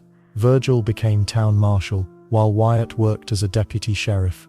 Morgan dealt cards and provided muscle when needed. But Tombstone already had its own power structure. The Clanton and McClory families, along with their associates, controlled much of the illegal activity in town. They rustled cattle, smuggled goods across the Mexican border, and generally operated like they owned the place. When the Earps tried to impose their version of law and order, tension built like steam in a boiler. The famous shootout at the OK Corral on October 26, 1881, lasted only about 30 seconds. But those 30 seconds made history and destroyed lives.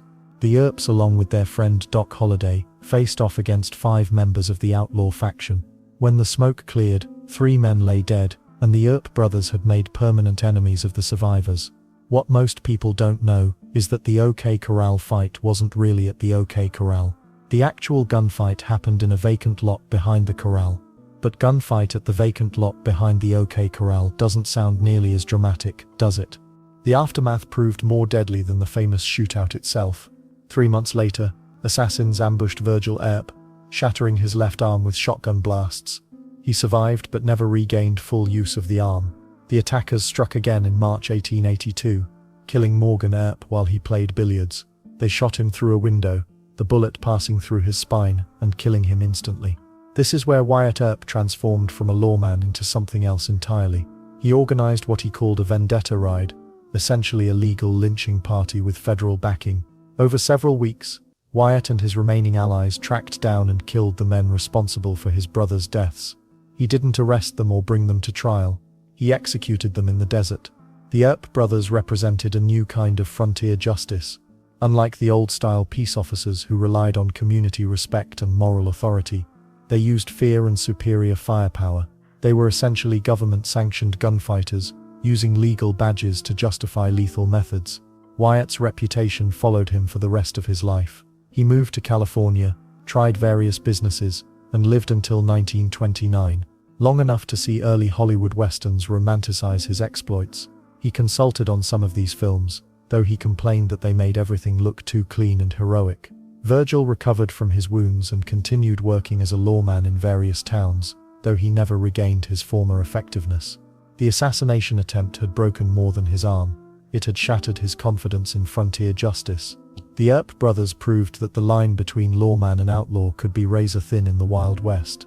They used the same weapons, the same tactics, and sometimes the same ruthless methods as the criminals they pursued. Their story shows how quickly heroes could become something more complicated. Speaking of complicated characters, another man rode with the Earps during their most dangerous days, a tubercular dentist, who became one of the deadliest gunfighters in the West. Most people don't expect their dentist to kill them, but if you lived in the Wild West and your dentist was John Henry Doc Holliday, you might want to think twice before complaining about his drilling technique. Doc Holliday stands out among gunfighters for one simple reason: he actually had a real profession before bullets started flying. Born in Georgia in 1851, he earned his dental degree and practiced the trade for several years. The weird part is how he went from fixing teeth to putting holes in people. Tuberculosis changed everything for the good doctor. When Doc developed consumption, as tuberculosis was called back then, doctors told him to head west for the dry air. The climate might help his lungs, they said. What they didn't mention was how the frontier would transform a mild-mannered dentist into one of the deadliest men alive. Holliday packed his dental tools along with a .38 caliber revolver and headed for the territories. The transition wasn't gradual. Doc discovered he had natural talent with cards and an even better talent with guns. Gambling became his primary income source since dental patients were scarce in frontier towns. Makes sense, right? People worried more about surviving gunfights than getting their molars cleaned. But Holliday's gambling brought constant trouble. Cheating accusations flew regularly in saloons and disputes needed settling with lead instead of words. His reputation grew fast. Doc killed his first man in a gambling dispute in Dallas, Texas. The fight started over cards, escalated to insults, then ended with gunfire. Holliday's quick draw surprised everyone, including himself. Word spread that the dentist from Georgia could shoot as straight as he could drill teeth. Then there was his friendship with Wyatt Earp. The two met in Dodge City, Kansas, where Holliday saved Earp from a group of cowboys looking for revenge. Earp never forgot the favor, and their partnership became legendary. Doc followed Wyatt to Tombstone, Arizona, where his most famous gunfight would unfold. The OK Corral shootout made Doc Holliday a household name. On October 26, 1881, Tensions between the Earp brothers and local outlaws reached a breaking point. Doc stood beside Wyatt, Virgil and Morgan Earp as they faced the Clanton and McClory gangs. The fight lasted maybe 30 seconds. When the smoke cleared, 3 men lay dead, and Doc had proven his loyalty with bullets. But why did an educated man like Holiday choose such a dangerous path? His tuberculosis played a huge role. Knowing he faced a slow, painful death anyway, Doc seemed determined to live without fear.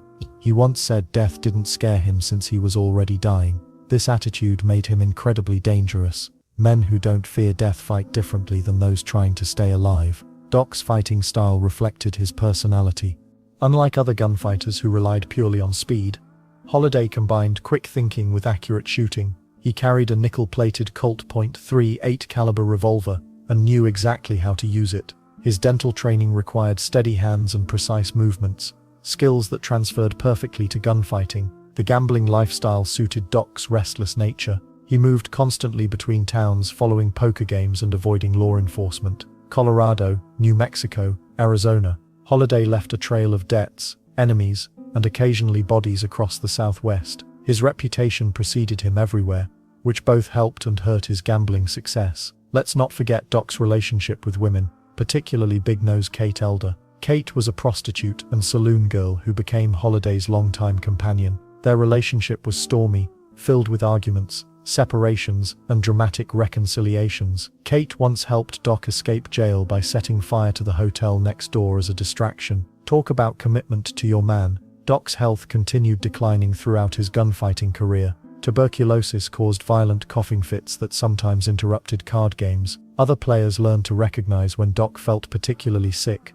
Those were the nights to avoid challenging him. Pain made him even more unpredictable and dangerous than usual. His final years were spent in Colorado, where the mountain air provided temporary relief from his lung disease. Doc tried returning to dentistry briefly, but found his hands too unsteady for delicate work. Gambling remained his primary income, though his reputation scared away many potential opponents. Doc Holiday died in bed in Glenwood Springs, Colorado, on November 8, 1887. He was only 36 years old. His last words reportedly were "This is funny," perhaps referring to dying peacefully instead of in a gunfight. For a man who lived by violence, natural death seemed almost anticlimactic. Holiday killed at least 3 men in documented gunfights, though the actual number might be higher. Unlike other gunfighters who boasted about their kills, Doc rarely discussed his violent encounters. He treated killing as business, not entertainment. While Doc mastered individual gunfights through skill and fearlessness, understanding how gunfighters developed their techniques reveals even more about survival in the lawless frontier. When bullets started flying in the Wild West, staying alive came down to more than just being tough. Real gunfighters followed unwritten rules that separated the quick from the dead. These weren't gentlemen's agreements. They were survival tactics born from blood and experience. The most crucial skill wasn't necessarily being the fastest draw. Reaction time mattered more than pure speed. A gunfighter who could read trouble brewing had already won half the battle. They watched for telltale signs: a man's eyes shifting, his breathing changing, or that slight lean forward that meant he was about to reach for iron. Wild Bill Hickok survived so long because he could spot danger before it fully formed.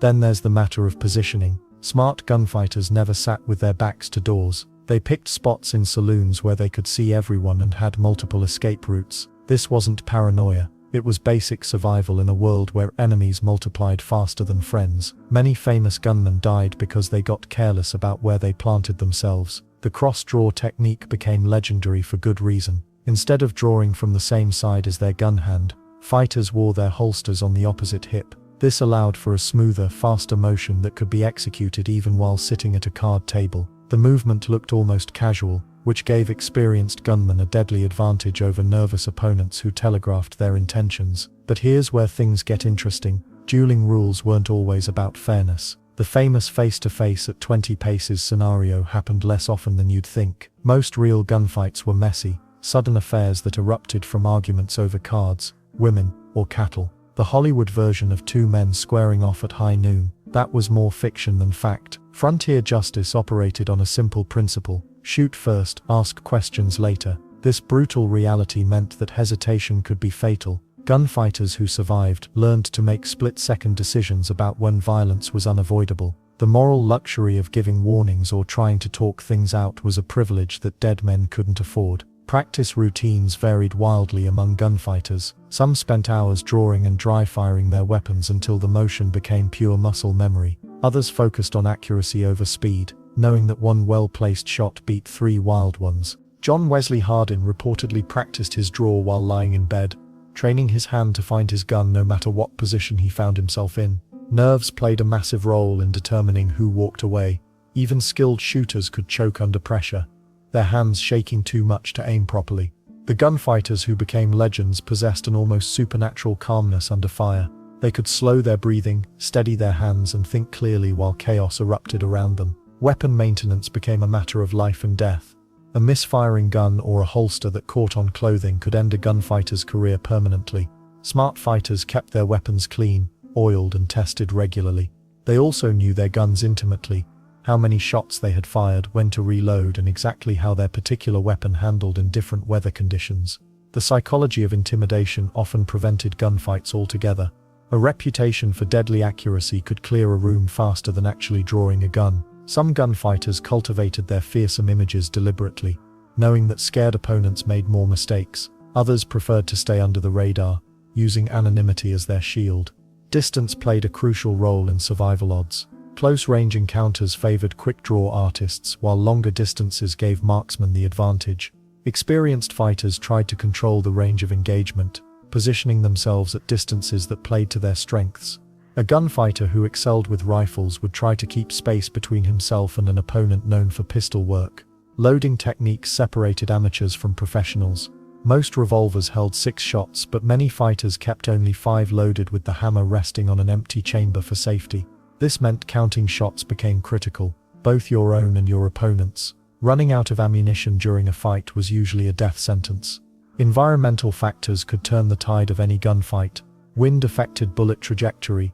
Rain made gunpowder unreliable. Bright sunlight could blind a fighter facing the wrong direction. Smart gunfighters learned to use these elements to their advantage, positioning themselves so natural conditions favored their chances.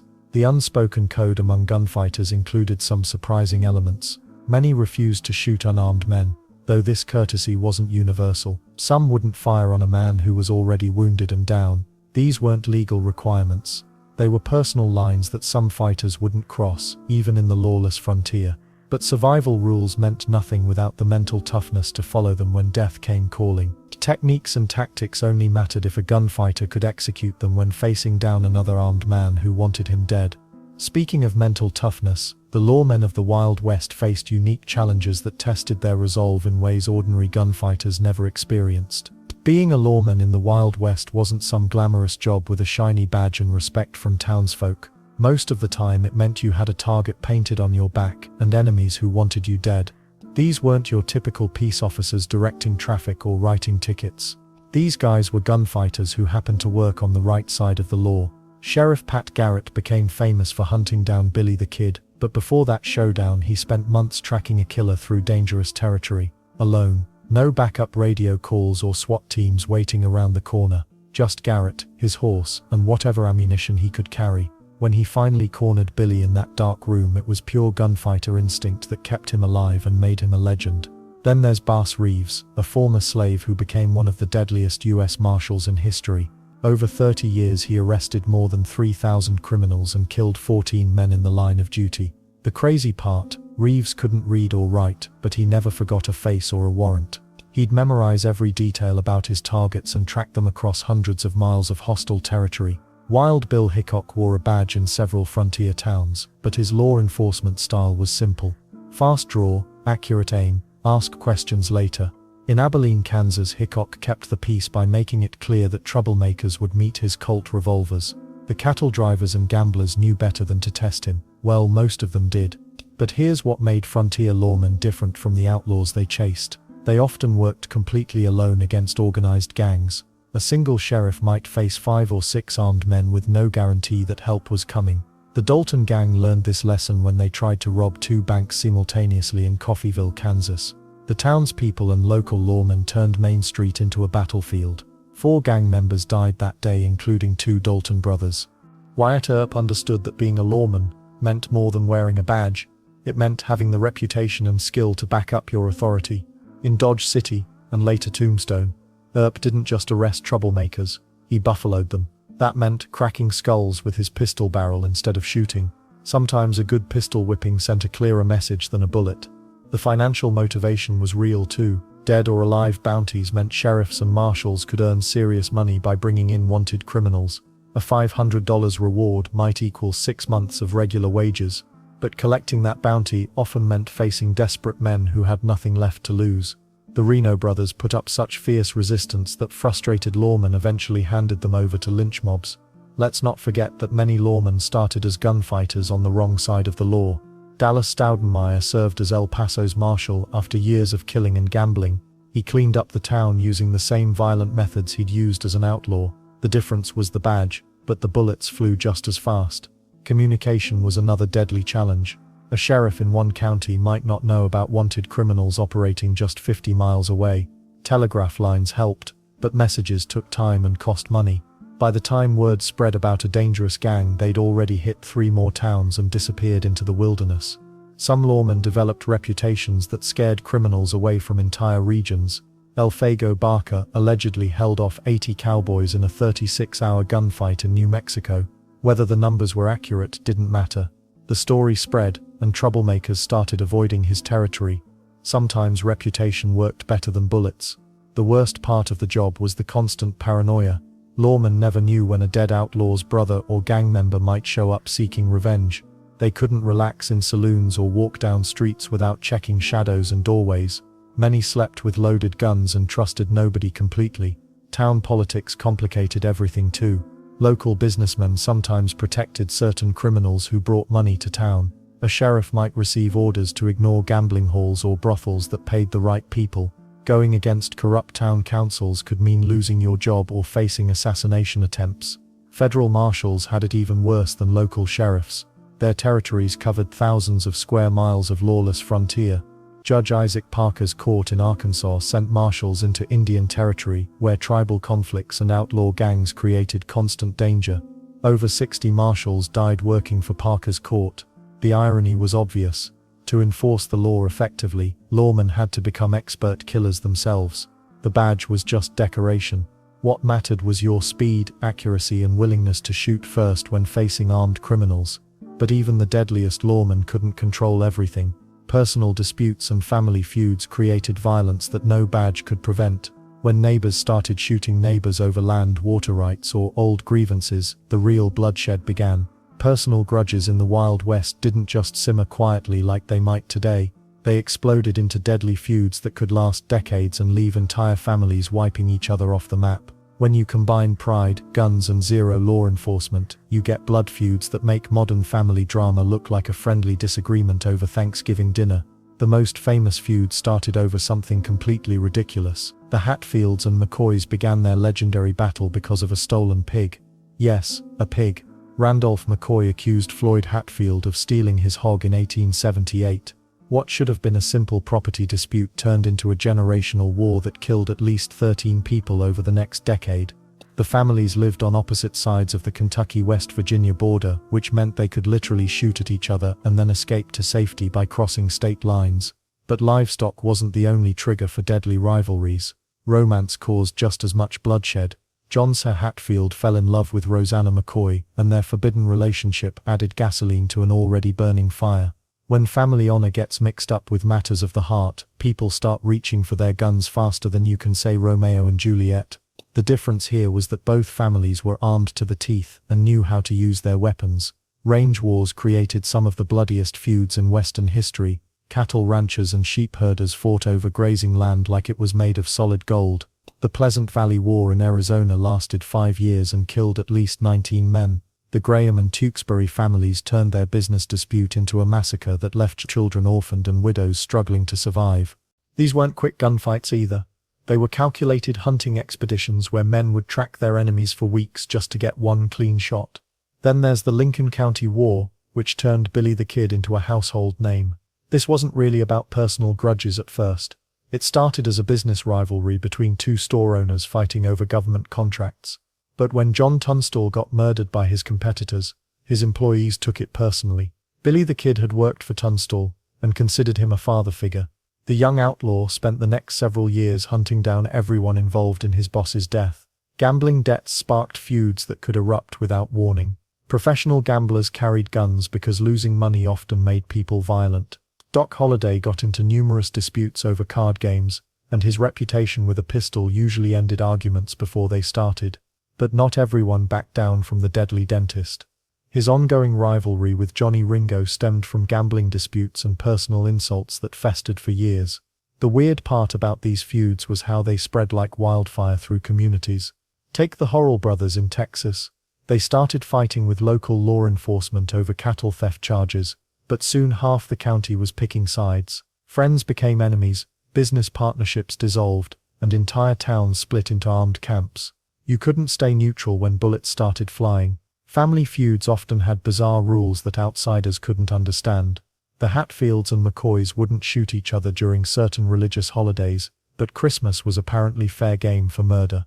Some feuding families would call temporary truces for weddings or funerals, only to resume killing each other the next day. These unwritten codes of conduct made perfect sense to the participants but looked absolutely insane to everyone else. What made Western feuds particularly deadly was the isolation factor. In crowded eastern cities, neighbors or police might break up fights before they turned lethal. But on the frontier, families could wage private wars for months without any outside interference. The nearest sheriff might be hundreds of miles away, and by the time word reached him, half the participants would already be dead. Some feuds became so famous that newspapers back east started covering them like sporting events. Readers couldn't get enough of these real-life blood feuds, and journalists often exaggerated the violence to sell more papers. The Hatfield-McCoy feud became a national sensation, with reporters camping out in the mountains hoping to witness the next shootout. The strangest aspect of these rivalries was how they could suddenly end. Sometimes a particularly brutal killing would shock both sides into making peace. Other times, the last surviving members would simply get too old or tired to continue fighting. The Pleasant Valley War basically ended when there weren't enough men left alive to keep shooting at each other. These personal vendettas created legends that outlived the men who fought them. Stories got passed down through generations, often growing more dramatic with each telling. What started as disputes over pigs, poker games or pasture land became epic tales of honor and revenge. But individual feuds were nothing compared to what happened when entire criminal organizations went to war with each other and the law. Gang warfare took frontier violence to a completely different level, turning quiet towns into battlefields where innocent people died alongside the combatants. Gang warfare in the Wild West wasn't like today's movies make it look. Real shootouts between notorious gangs and lawmen were messy, brutal affairs that could turn a peaceful town into a battlefield in seconds. The Dalton brothers learned this the hard way when they tried to rob 2 banks at once in Coffeyville, Kansas. Bob, Grat, and Emmett Dalton had big plans that October morning in 1892. They figured hitting both the First National Bank and Condon Bank simultaneously would make them rich and famous. What they didn't count on was the entire town recognizing them despite their fake beards. Makes sense, right? These guys had grown up in Coffeyville. The moment townspeople spotted the gang, everything went sideways fast. Store owners grabbed rifles. Citizens armed themselves with whatever they could find. What started as a simple bank robbery turned into a war zone with bullets flying from every direction. The Daltons found themselves trapped in a deadly crossfire they never saw coming. Then there's the Reno brothers, who terrorized Indiana and surrounding states with their train robberies. These guys were among the first to figure out that trains carrying money were sitting ducks. But their gang showdowns weren't always with lawmen. Sometimes they fought other criminal groups trying to muscle in on their territory. Gang fights could erupt over the strangest things. Territory disputes, stolen loot, or even arguments over who got credit for a particular job. The James Younger gang once had a heated confrontation with a rival group that lasted 3 days. Both sides kept taking shots at each other from behind buildings, trees, and wagons, until they ran low on ammunition. Let's not forget how these showdowns affected innocent people. When gangs clashed, bullets didn't care who they hit. Storefront windows shattered. Horses bolted in panic. Women grabbed their children and dove for cover behind anything solid. The aftermath looked like a tornado had hit town, except the destruction came from lid instead of wind. The Younger brothers knew this reality all too well. During their famous shootout in Northfield, Minnesota, the townspeople fought back harder than any gang expected. Citizens didn't just hide men, they armed themselves and turned the tables. Cole, Jim, and Bob Younger found themselves outnumbered and outgunned by angry locals who'd had enough of outlaw gangs terrorizing their community. Surviving these gang showdowns required more than just quick reflexes and good aim. Smart gang members learned to position themselves near escape routes before trouble started. They studied town layouts, identified which buildings offered the best cover, and always kept their horses ready for a fast getaway. But the weird part is how some gang fights started over completely trivial matters. The Clanton gang once got into a deadly confrontation because someone accused another member of cheating at poker. What began as harsh words across a card table ended with 3 men dead in the street and 2 more bleeding out in a doctor's office. Range wars brought some of the bloodiest gang showdowns the West ever saw. The Lincoln County War pitted 2 groups of armed men against each other in a conflict that dragged on for months. Billy the Kid got his start in this mess, which involved everything from ambushes to full-scale battles between rival factions. Gang leaders had to make split-second decisions during these chaotic fights. Do you stand and fight when outnumbered? Try to shoot your way out? Surrender and hope for mercy? Most chose to fight, believing their reputation would suffer more from backing down than from dying in a blaze of gunfire. The aftermath of gang showdowns often looked like something from a battlefield. Bodies scattered across dusty streets, blood pooling in the dirt, wounded men crying for help or water. Local doctors, when available, worked frantically to save whoever they could while townspeople counted the dead and surveyed the damage. Some gangs developed specific tactics for group fights. They'd spread out to avoid bunching up, making themselves harder targets. Experienced outlaws knew to keep moving during shootouts rather than staying in one spot too long. The smart ones always designated a rally point where survivors could regroup if everything went wrong. Lawmen facing gang showdowns dealt with their own unique challenges. Sheriffs and marshals were often outnumbered, sometimes facing 5 or 6 armed outlaws with only a deputy or 2 for backup. They had to be tactical, using cover effectively and trying to divide the gang's attention across multiple targets. The psychological toll of these confrontations was enormous.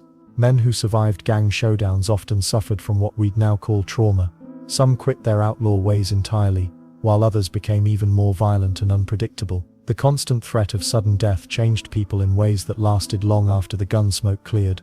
While gang showdowns grabbed headlines and created legends, they also marked the beginning of the end for the Wild West era. Communities grew tired of the violence and destruction. But before organized law enforcement could fully tame these wild places, individual gunfighters still had to master the deadly art of personal survival.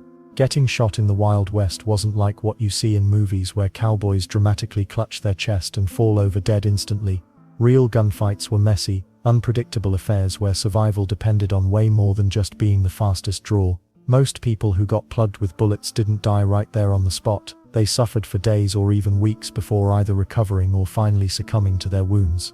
The biggest killer after gunfights wasn't actually the bullet itself. Infection took more lives than the initial shooting. Back then, doctors didn't know about germs or proper sterilization. A relatively minor wound could turn deadly when gangrene set in. Cowboys would survive dramatic shootouts only to die a week later from what we'd consider a treatable injury today. Doc Holliday himself saw plenty of men die this way, not from the glamorous quick death of a duel, but from slow, agonizing infections that ate away at their bodies. Then there's the matter of those famous lightning-fast gunfighters. Truth is, most of them survived not because they were the quickest on the draw, but because they were smart about positioning and tactics. Wild Bill Hickok didn't just rely on his speed.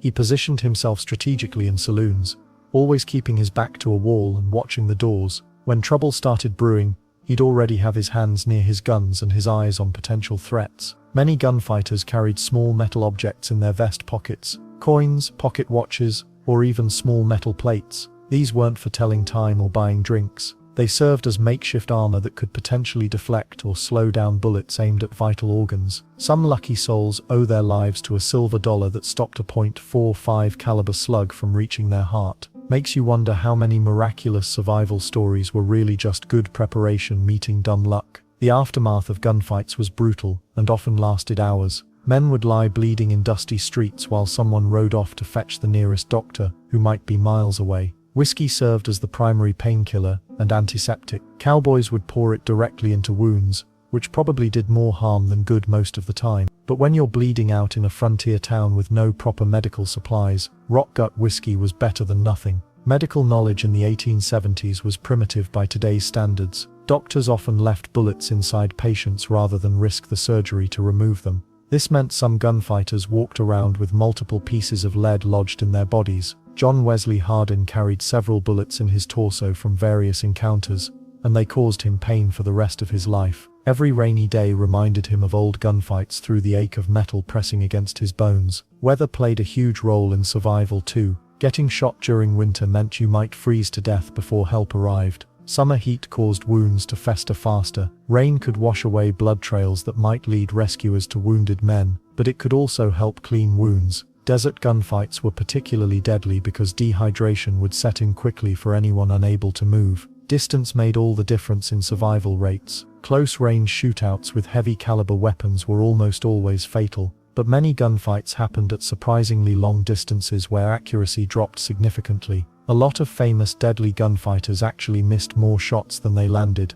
The difference between legend and grave was often just a few feet, or a slight movement at the wrong moment. Some men developed reputations for being nearly impossible to kill. They'd survive multiple gunfights, accumulating scars and stories with each encounter. These weren't necessarily the best shooters. They were often just incredibly lucky or smart about picking their battles. They knew when to fight and when to walk away, which kept them breathing longer than the hothead cowboys who never backed down from any challenge. Family members and friends played crucial roles in survival. Having someone to drag you to safety, apply pressure to wounds and nurse you back to health made the difference between becoming a legend or becoming a headstone. Many famous gunfighters had loyal companions who saved their lives multiple times. Without these unsung heroes, the Wild West would have been littered with even more corpses. The psychological aftermath was just as important as the physical recovery. Men who survived serious gunfights often struggled with what we'd now recognize as trauma. Some became more cautious,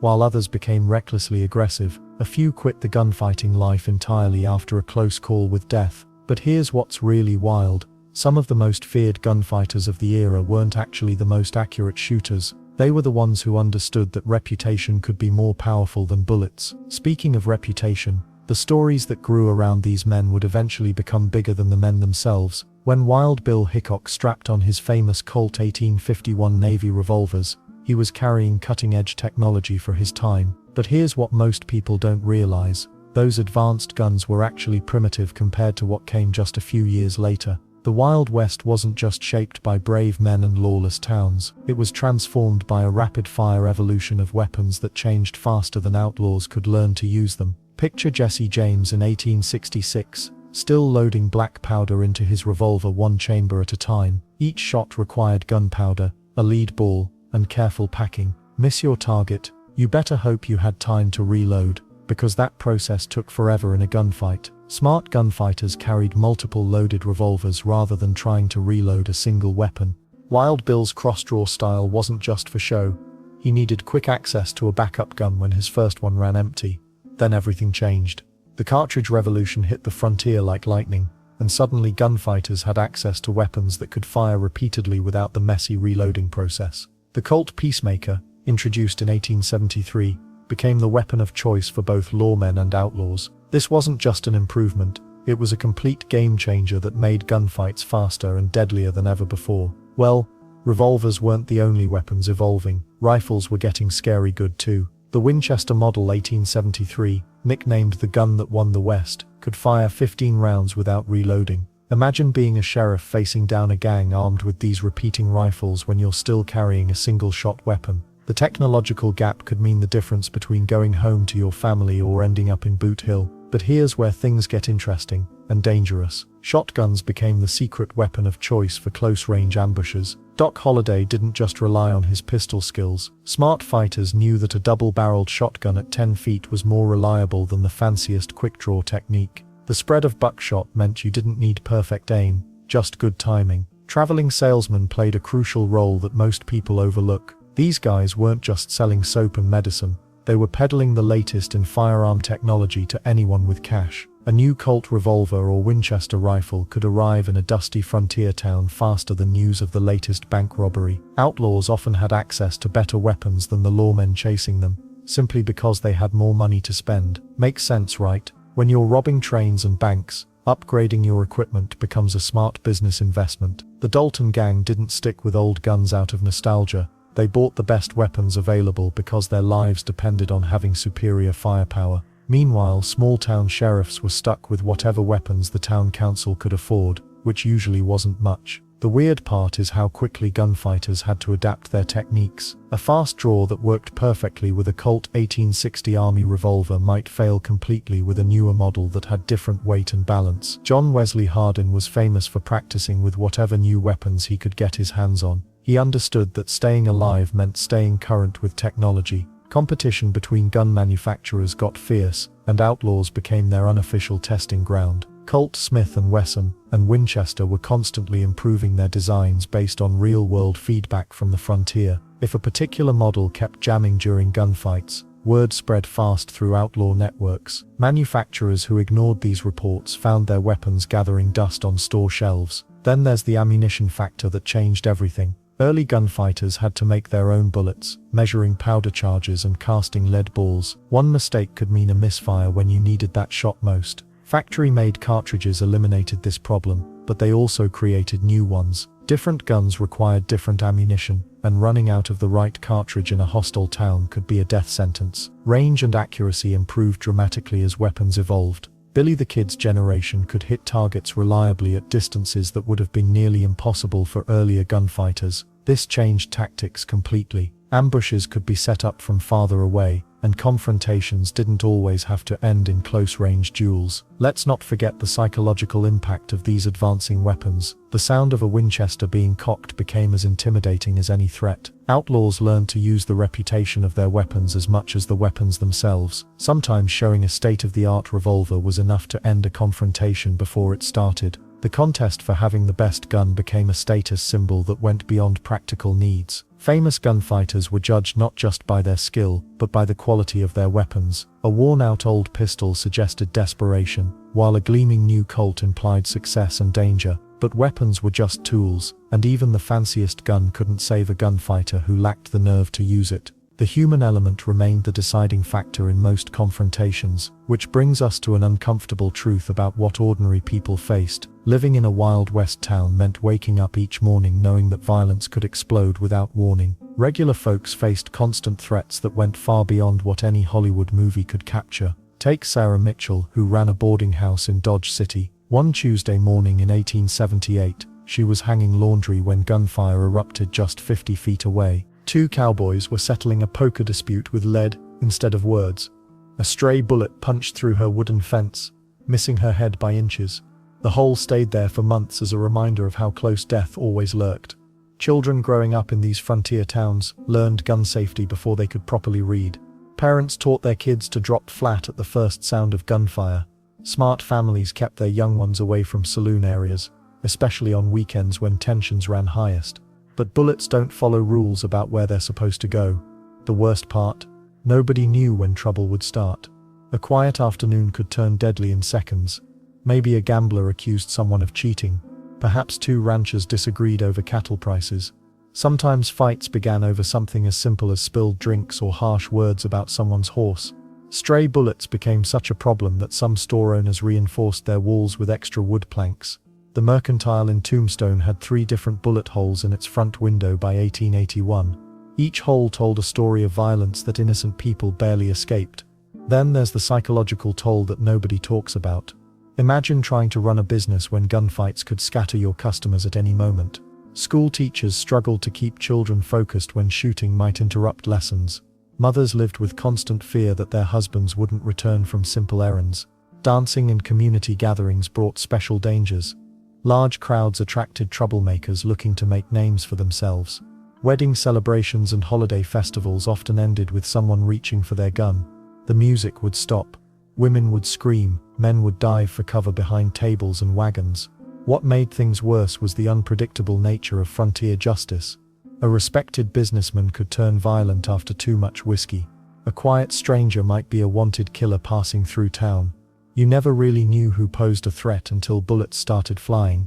Local newspapers documented the chaos with grim regularity. The Dodge City Times reported 17 separate shooting incidents in just 1 month during 1877. Most involved disputes that could have been settled peacefully in more civilized places. But civilization was exactly what these towns lacked. Rodeos and cattle drive arrivals created especially tense situations. Cowboys who'd been on the trail for weeks would arrive with months of pay burning holes in their pockets. They'd drink heavily, gamble recklessly, and settle disagreements with violence. Townspeople learned to stay indoors when large groups of armed men rode into town. The sound of approaching horses could send entire families into panic mode. Was it just travelers passing through? Or maybe a gang planning to rob the bank? Parents would peek through curtains while keeping children away from windows. The uncertainty was almost worse than actual danger. Medical care for gunshot wounds was primitive at best. Most frontier doctors had limited experience with bullet injuries. Whiskey served as both anesthetic and antiseptic. Many people who survived the initial shooting died days later from infection or blood loss. The local cemetery filled up quickly in most boom towns. Some families tried to protect themselves with metal cookware or thick leather aprons. Others built root cellars that doubled as hiding places during shootouts.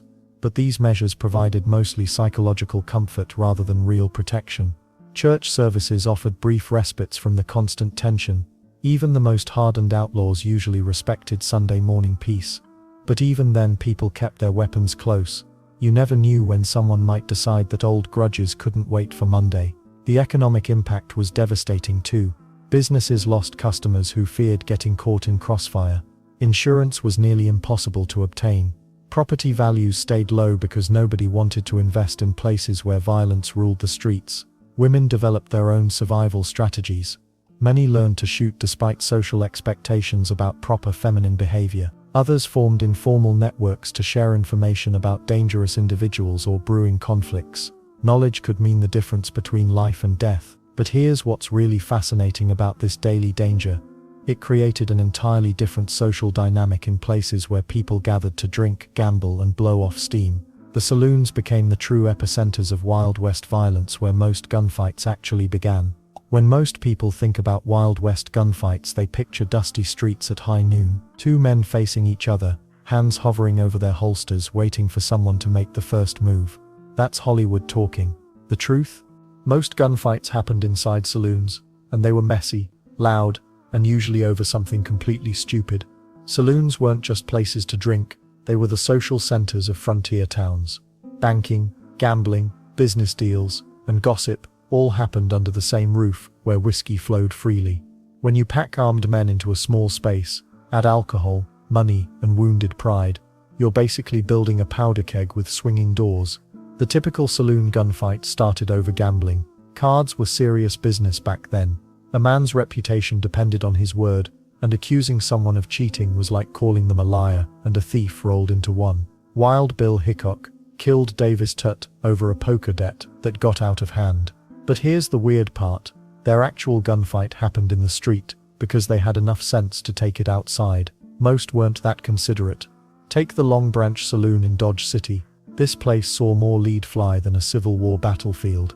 The walls were so full of bullet holes that the owner eventually gave up trying to patch them all. Instead, he started charging customers extra to see the authentic bullet hole collection. Talk about making lemonade from lemons. Alcohol played a massive role in turning minor disputes into deadly encounters. Whiskey didn't just loosen tongues, it made men feel invincible and turned small slights into major insults. A spilled drink could lead to harsh words. Harsh words led to threats. Threats led to someone reaching for iron. The whole escalation might take 30 seconds. Then there's the matter of space. Saloons were cramped, crowded places. When someone drew a gun, there wasn't much room to maneuver. Shots were fired at close range, sometimes across a card table. Bystanders had nowhere to run. Many innocent people caught bullets meant for someone else simply because they were in the wrong place when tempers exploded. Bartenders learned to duck fast and stock their bars with more than just bottles. Many kept shotguns behind the counter. Some installed metal shields they could hide behind when the shooting started. The smart ones learned to read the room and cut off drinks when tensions rose. But that didn't always work when men were already half drunk and fully armed. Doc Holliday was famous for saloon confrontations. He preferred gambling to drinking, but he was deadly with both cards and pistols. During one game in Las Vegas, New Mexico, he accused a player of palming cards. When the man reached for his gun, Holliday put 2 bullets in him before he could clear leather. The other players just kept dealing. Makes sense, right? Death was part of the entertainment. Some saloons tried to implement check your guns at the door policies. The Alhambra in Tombstone had hooks by the entrance where patrons could hang their gun belts. Sounds civilized until you realize most men carried backup weapons. Derringers in vest pockets, boot knives and sleeve guns meant the no weapons rule was more suggestion than law. The aftermath of saloon shootouts was always chaotic. Broken glass, overturned tables, screaming patrons, and usually at least one body bleeding on the sawdust floor. The sawdust wasn't just for decoration. It soaked up spilled drinks and blood equally well. Clean-up crews knew to bring plenty of both sawdust and wooden boxes. But here's what movies never show you. Most saloon gunfights ended with wounded men, not dead ones. Shooting accurately with a pistol while drunk, angry, and in poor light was harder than it looked. Many shootouts resulted in minor wounds, destroyed property, and damaged pride more than actual fatalities. Of course, even minor wounds could turn fatal when the nearest doctor was 3 towns away. Belle Starr once shot up a saloon in Oklahoma Territory during an argument over a horse trade. She didn't kill anyone, but she did put enough holes in the mirror behind the bar that the owner claimed she shot his reflection to pieces. The mirror stayed that way for years as a conversation starter. Deacon Jim Miller preferred ambushes to fair fights, but even he had saloon confrontations. His trick was staying sober while buying drinks for potential enemies. Let them get drunk while he stayed sharp, cold-blooded, absolutely effective. The man lived longer than most gunfighters. The legacy of saloon shootouts lived on long after the gunfighters died. Bullet holes became tourist attractions. Bloodstains were preserved under varnish. Some establishments even hired actors to reenact famous gunfights for paying customers. But saloons weren't the only places where lead flew and tempers flared. The women of the frontier had their own stories of survival and violence that most people never heard about. When most people think about the Wild West, they picture tough men in dusty boots squaring off at high noon. But here's what the history books often skip over. Women weren't just sitting around waiting to be rescued. Many of them were packing heat, riding with outlaws, and making their own bloody mark on frontier history. Take Belle Starr, who we touched on earlier. This woman didn't just dabble in crime, she made it her full-time career. Born Myra Maybelle Shirley in Missouri, she transformed herself into one of the most feared outlaws in Oklahoma Territory. Belle carried 2 Colt .45s and knew how to use them. She could outride most men, outshoot plenty of them, and definitely outthink the law enforcement trying to catch her. What made Belle different wasn't just her gender, it was her business sense. While male outlaws often acted on impulse or emotion, Belle ran her criminal operations like a corporation. She planned cattle rustling operations, organized horse theft rings, and even operated what amounted to a safe house for wanted men. Her cabin became known as a hideout, where outlaws could lay low between jobs. Smart woman, deadly woman. Then there's Pearl Hart, who pulled off what might be the last stagecoach robbery in American history. This petite woman, standing barely 5 feet tall, stopped a stage near Globe, Arizona, in 1899. She wore men's clothing, brandished a .38 revolver, and demanded the passengers hand over their valuables. The whole thing was almost comical, until you realized she was completely serious about shooting anyone who refused. Pearl's story gets even wilder. After her arrest, she became a media sensation. Newspapers couldn't get enough of this tiny woman, who had the guts to rob a stagecoach. She played up the attention, giving interviews and posing for photographs. The authorities didn't know what to do with her. Female outlaws weren't exactly common, and the legal system struggled with how to handle them. But not all armed women were outlaws. Many were simply trying to survive in a hostile environment. Frontier life meant constant danger from wild animals, hostile encounters, and men who saw isolated women as easy targets. A woman alone on a homestead needed to be ready for anything. Learning to shoot wasn't optional, it was survival. Calamity Jane, whose real name was Martha Jane Cannery, embodied this survival instinct. She dressed like a man, drank like a man, and could outshoot most men. Jane worked as a scout, a bullwhacker driving ox teams, and even claimed to have served as a soldier. Whether all her stories were true remains questionable, but her reputation was real enough. People knew not to mess with Calamity Jane. The interesting thing about these women was how they challenged every social expectation of their time. Victorian society demanded that women be delicate, submissive and domestic. Meanwhile, frontier women were wrestling steers, defending homesteads, and in some cases, robbing banks. The contrast couldn't have been sharper. Some women used their gender as a weapon itself. Who would suspect a well-dressed lady of planning a robbery? Female outlaws could move through society with less suspicion than their male counterparts.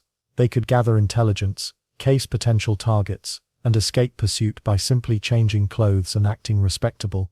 Laura Bullion, known as Rose of the Wild Bunch, worked with Butch Cassidy's gang. She wasn't just a girlfriend tagging along, she was an active participant in robberies. Laura could handle explosives, ride hard during escapes, and keep her mouth shut when captured. These weren't skills taught in finishing schools. The weapons these women carried varied depending on their situation. Belle Starr preferred her twin Colts for intimidation factor. Calamity Jane favored a Winchester rifle for long-range accuracy. Smaller women often chose derringers, tiny pistols that could be hidden in a purse or boot, but were deadly at close range. What's fascinating is how different communities reacted to these armed women.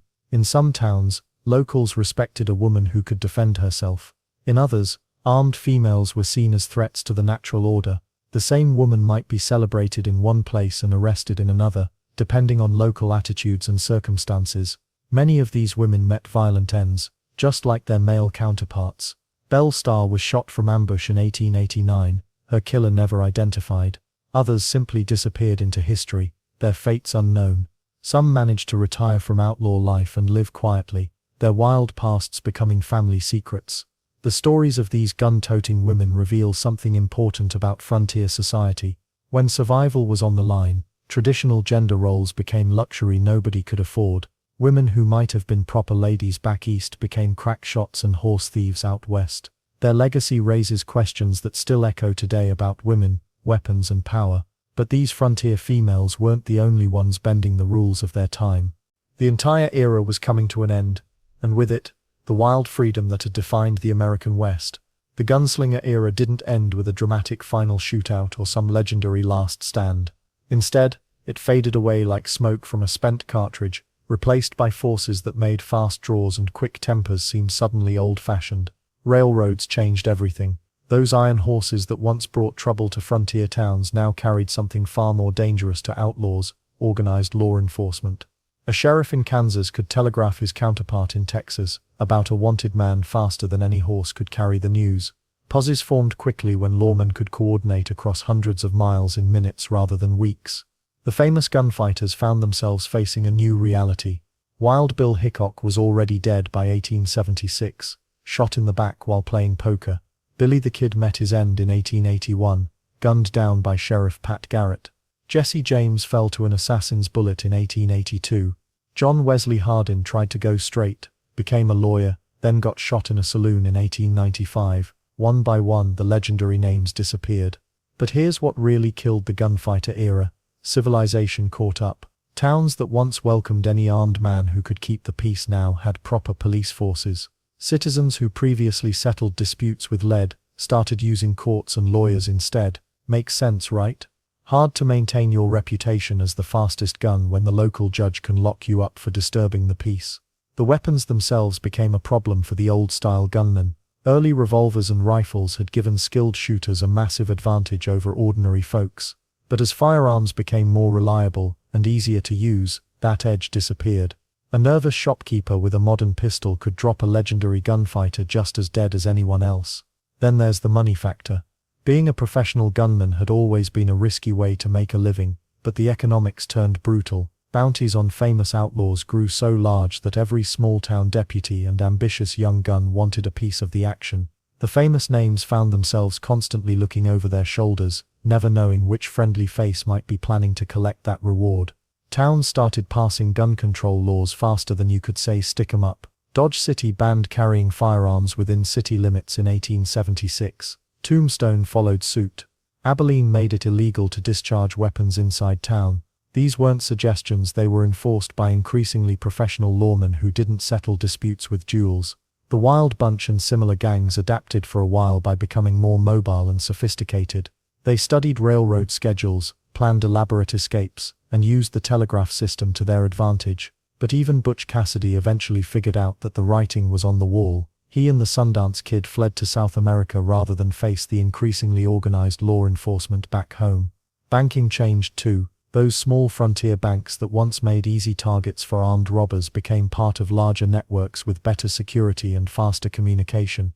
Rob a bank in the morning, and by afternoon every lawman in 3 states knew exactly who they were looking for and where they might be headed. The psychological element shifted as well. In the early Wild West, a reputation for deadly skill with firearms often prevented fights before they started. People thought twice about crossing someone known to have killed 6 men in fair fights. But as society became more civilized, that same reputation made you a target rather than protecting you. Railroad companies hired their own security forces. Mining operations brought in private guards. Cattle ranchers organized protective associations. The days when a single gunman could terrorize an entire region were ending fast. Some of the aging gunfighters tried to adapt. A few became town marshals in quieter communities. Others headed for the remaining frontier territories, always staying one step ahead of civilization. But most found themselves increasingly out of place in a world that was rapidly moving beyond the need for their particular skills. Professional gamblers faced similar pressures. Those smoky saloon card games that had sparked so many deadly confrontations became harder to find as entertainment moved toward more respectable venues. Dance halls replaced rough drinking establishments. Opera houses and theaters offered alternatives to gambling for evening entertainment. The Spanish-American War in 1898 gave some former gunmen a chance to put their fighting skills to official use, but even military service had become more organized and disciplined than the freewheeling frontier conflicts they remembered. By 1900, the era was essentially over. Sure, isolated incidents still happened, and some remote areas maintained their rough character for another decade or two. But the age when individual gunmen could carve out reputations and territories through superior shooting skills had passed into history. The transformation happened faster than anyone expected. Within just a few decades, the skills that had made men legends became relics of a bygone time. But even as the real gunfighters faded away, something interesting was already beginning to happen to their stories. The truth about Wild West gunfighters, well, it got twisted faster than a gambler's cards. Newspapers back then didn't have fact-checkers or editors breathing down their necks. They had deadlines and readers who wanted blood, bullets, and heroes bigger than life itself. Take Jesse James for instance. The man robbed banks and killed people, sure enough, but newspapers turned him into some kind of Robin Hood figure, stealing from the rich and giving to the poor. Makes sense, right? Except Jesse kept most of that money for himself and his gang. The generous outlaw story sold more papers than greedy criminal shoots innocent bank teller. Then there's Wild Bill Hickok's famous quick draw skills. Every newspaper account made him sound like he could draw and fire faster than lightning itself. Reality check, most of Hickok's kills happened when he had the drop on someone or shot them from behind cover. Not exactly the face-to-face duels that made headlines across the country. Billy the Kid provides another perfect example of legend overtaking facts. Newspapers claimed he killed 21 men by age 21. Catchy number, easy to remember. Problem is, modern historians can only confirm about 4 actual kills. But why let truth get in the way of a good story that sells newspapers from New York to California? The weird part is how these exaggerations started spreading before the gunfighters even died. John Wesley Hardin claimed he killed 42 men, then later bumped it up to 58. Did he really keep count? Probably not. But each retelling added another body to his reputation. Fear worked better than facts when you're trying to intimidate enemies. Let's not forget the role of dime novels in spreading these tall tales. These cheap paperback books cost 10 cents and featured lurid covers with gunfighters blazing away at multiple enemies. Writers who'd never been west of the Mississippi River cranked out stories about shootouts that lasted 10 minutes and involved dozens of bullets flying in every direction. Some gunfighters actually helped spread their own myths. Buffalo Bill Cody started performing in Wild West shows, reenacting famous battles that got more dramatic with each performance. Audiences ate it up. Who wanted to hear about a 2-second gunfight when you could watch a 5-minute spectacle with trick shooting and theatrical drama? Word of mouth made everything worse. A story told in a Kansas saloon would reach Missouri with twice as many dead bodies. By the time it got to Texas, the gunfighter had single-handedly wiped out an entire gang while blindfolded and riding backwards on his horse. But why did people want to believe these wild stories? The Civil War had just ended, leaving the country exhausted and divided. Americans craved heroes and villains that seemed larger than ordinary life. Gunfighters filled that need perfectly. They were either noble lawmen taming the wilderness or daring outlaws thumbing their noses at authority. Even the so-called authentic biographies were mostly fiction. Publishers hired hack writers to interview aging gunfighters and write their life stories. These old-timers, often broke and desperate for attention, spun yarns that grew taller with each telling. They knew dramatic stories meant better book sales and maybe some money in their pockets. The truth about most gunfights: they lasted seconds, not minutes. Most involved men shooting each other in the back or ambushing enemies rather than facing off in the street at high noon. Alcohol played a bigger role than skill in most deadly encounters. None of this sounded heroic enough for the newspapers. Telegraph lines made the myth-making even faster. A shooting in Arizona could be reported in New York the same day, but with details that changed completely as the story passed from one operator to another. Each retelling added dramatic flourishes that made the original event unrecognizable. Some towns got in on the action too. Dodge City and Tombstone played up their violent reputations because it brought tourists and business. Local newspapers exaggerated crime statistics and shootout details to maintain their communities' fearsome images. Tourism dollars trumped accuracy every time. Modern research has deflated most of these legends considerably. Forensic studies, court records, and cemetery data show that even the most notorious gunfighters killed far fewer people than their reputations claimed. While Bill Hickok's confirmed kills dropped from dozens to about 6, Doc Holliday's count fell from over 20 to maybe 3. The funny thing is, the real stories of these men were often more interesting than the myths. Their actual struggles, motivations, and human flaws made them complex characters rather than cartoon heroes and villains. But complexity doesn't sell as well as simple good versus evil tales.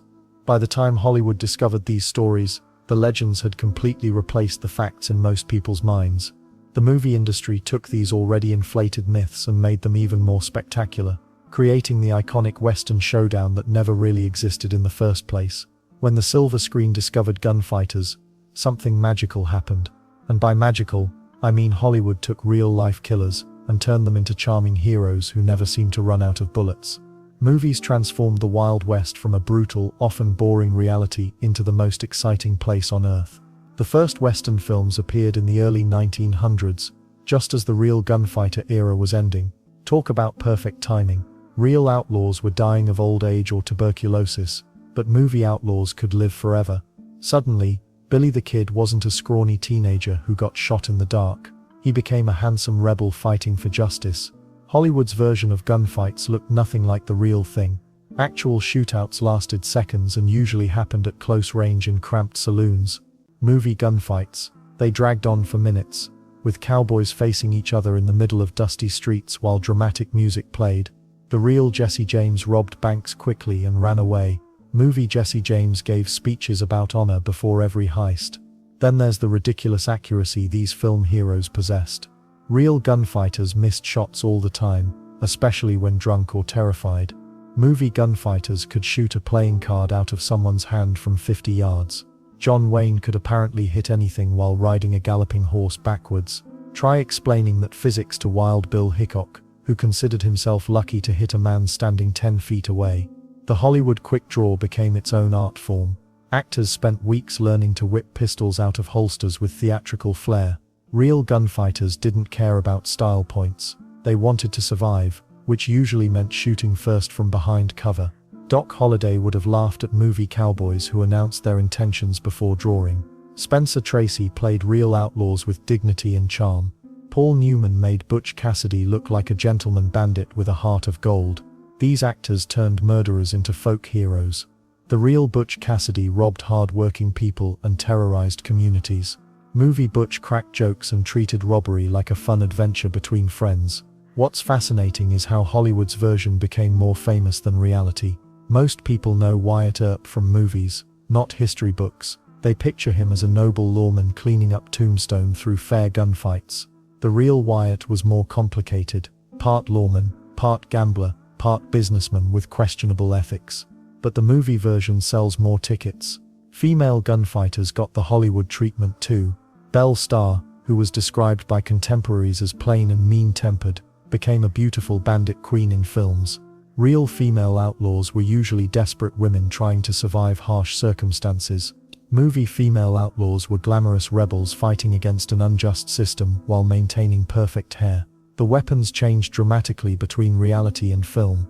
Real gunfighters used whatever guns they could afford or steal. Many carried beat-up revolvers that misfired regularly. Movie gunfighters always had shiny, perfectly maintained Colts that never jammed.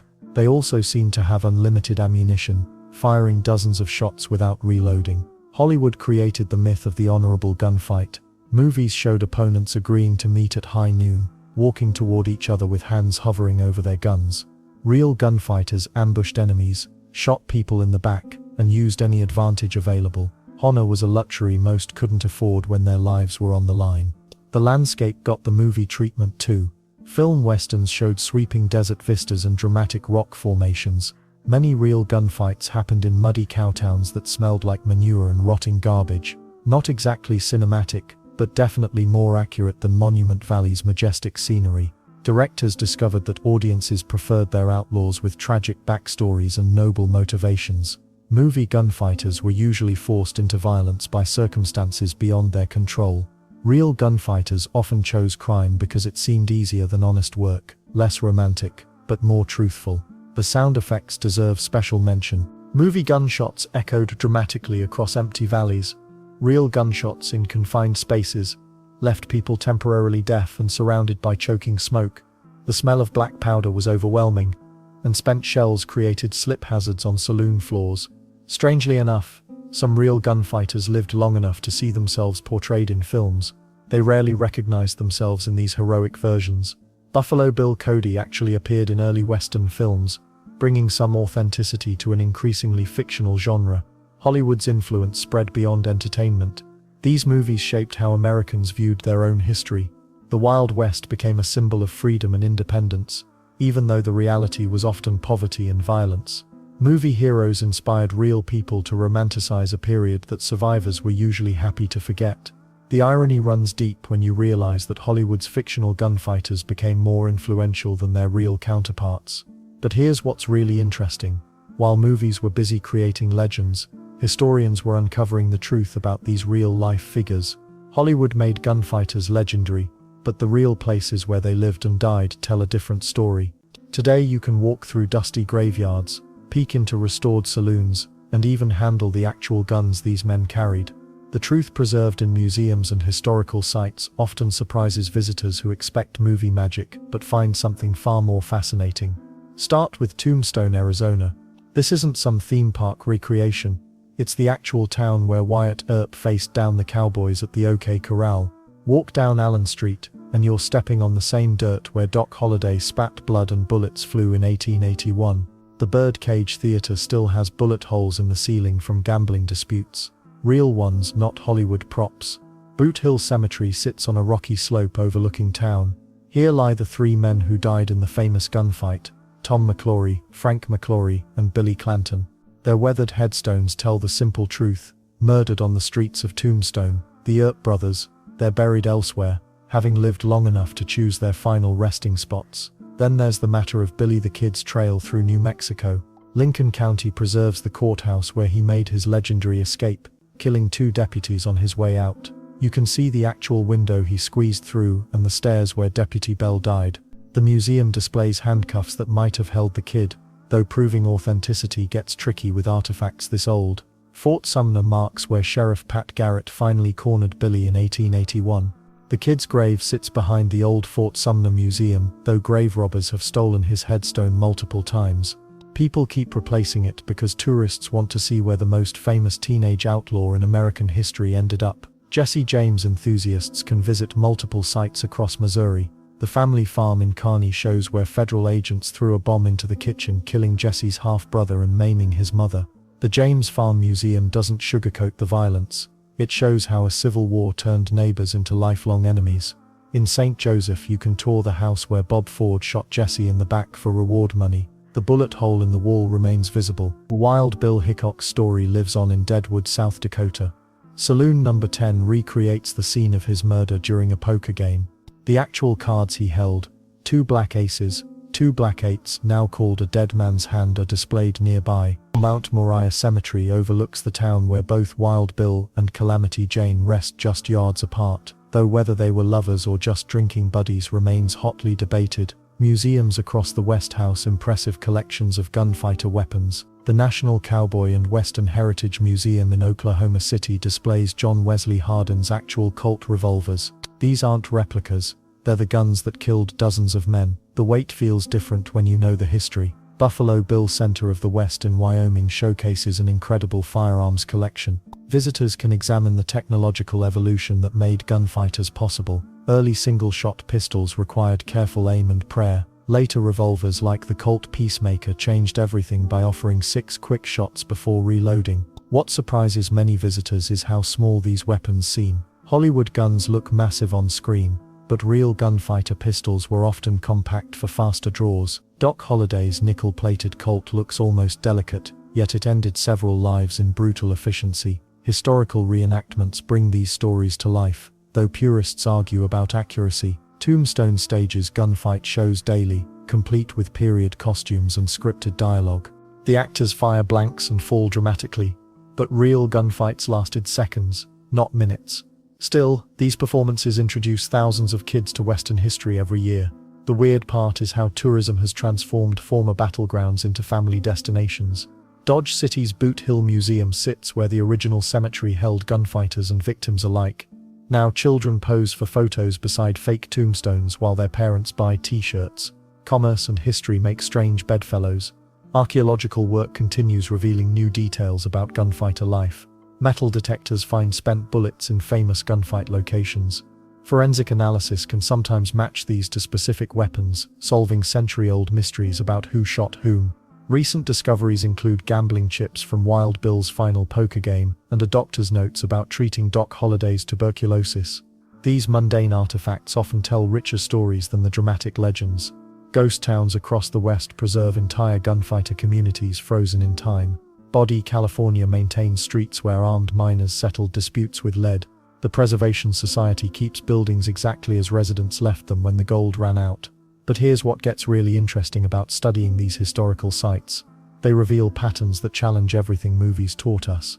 The numbers don't lie, and when researchers started counting actual documented kills versus legendary claims, some shocking truths emerged about who the real deadliest gunfighters actually were. Numbers tell stories, but gunfighters told lies. Big ones. When you're trying to build a reputation that keeps people from challenging you, claiming you killed 50 men sounds a lot better than admitting it was maybe 3. The thing is, historians love numbers, and they've spent decades trying to figure out who actually killed whom in the Wild West. John Wesley Hardin claimed he killed 42 men. Some sources say it was 27, others put it at 16. The real number? Probably closer to 10 or 11 that can be proven. But here's the weird part. Even 10 confirmed kills made him one of the deadliest men in American history. That's how rare actual gunfighter deaths were, despite what the stories suggest. Let's break down what modern researchers have discovered. Most of the famous gunfighters we've talked about killed between 8 and 20 people during their entire careers. Wild Bill Hickok, legendary for his shooting skills, has 6 confirmed kills as a lawman. Billy the Kid probably killed 4 men, not the 21 some claimed.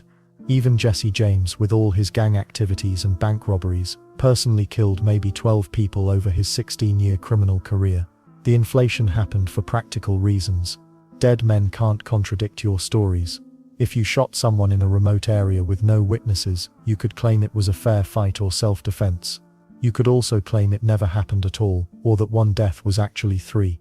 Newspapers of the era weren't exactly fact-checkers, they wanted exciting stories that sold papers.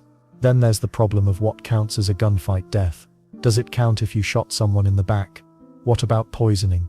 Some gunfighters padded their numbers by including every violent death they were remotely connected to. Others counted deaths from their gang's activities as personal kills. Modern forensic techniques have helped sort out some of these mysteries. Ballistics experts can match bullets to specific guns when the evidence still exists. Archaeological digs at famous gunfight locations sometimes reveal new details about what actually happened. The OK Corral shootout, for example, has been reconstructed using crime scene analysis that shows exactly where everyone stood and who shot whom. But the biggest myth buster is simple record keeping. Death certificates, coroner reports, and newspaper accounts from multiple sources can usually establish basic facts. When 3 different newspapers in 3 different towns report the same death on the same day, that's probably real. When only one person claims credit for a killing that no one else ever mentioned, that's suspicious. The research gets complicated because some gunfighters genuinely lost count. During range wars and clan feuds, men might participate in multiple shootouts over several years. In the heat of battle, with smoke and chaos everywhere, it wasn't always clear who killed whom. Some honest gunfighters probably underestimated their totals, while the braggarts definitely inflated theirs. What's fascinating is how the numbers change the story. Take Deacon Jim Miller, who claimed 50 kills. Modern research suggests it was closer to 12 proven murders, still making him a serial killer, but not the superhuman death machine of legend. The 12 confirmed kills are actually more frightening than 50 wild claims because they're real people with names and families. Geographic factors also skewed the numbers. A gunfighter operating in busy cattle towns like Dodge City or Tombstone had more opportunities for conflict than someone working remote ranch areas. Population density meant more witnesses, which usually meant more accurate records. It also meant more potential victims. The time period matters too. Early Wild West gunfighters, working in the 1860s and 1870s, operated with less law enforcement oversight. Their kill counts tend to be higher and less reliable. Later gunfighters faced better organized posses, telegraphs that could spread wanted posters quickly, and more professional lawmen. They didn't last as long. Legal definitions created confusion as well. Killing someone in an official duel wasn't murder in some territories. Self-defense killings weren't crimes. Killings during wartime or while serving as a lawman fell into different categories. Some gunfighters were actually soldiers, lawmen, or citizens defending themselves, not cold-blooded killers. Family members and friends sometimes inflated numbers after a gunfighter's death. A reputation for deadliness could protect surviving relatives from revenge seekers. If everyone believed your dead brother killed 30 men, people might think twice about coming after his family. The most reliable numbers come from gunfighters who kept personal records or whose activities were closely monitored by law enforcement. Ironically, the most famous ones, those whose stories got told and retold, are often the least reliable numerically. Fame bred exaggeration. Understanding these real numbers changes how we see the Wild West entirely. Instead of supernatural killing machines, we see ordinary men who found themselves in extraordinary circumstances. But knowing the truth about gunfighter statistics raises an even more interesting question. How did these relatively small numbers of deaths create such massive legends that still influence America today? The Wild West gunfighters died out more than a century ago, but their impact on America never really went away. Walk into any gun store today, and you'll hear echoes of those frontier attitudes.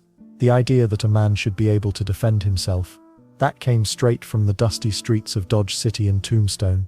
Modern gun culture in America carries DNA from those old gunslinger days. The belief that good guys with guns stop bad guys with guns. Wild Bill Hickok would nod in agreement.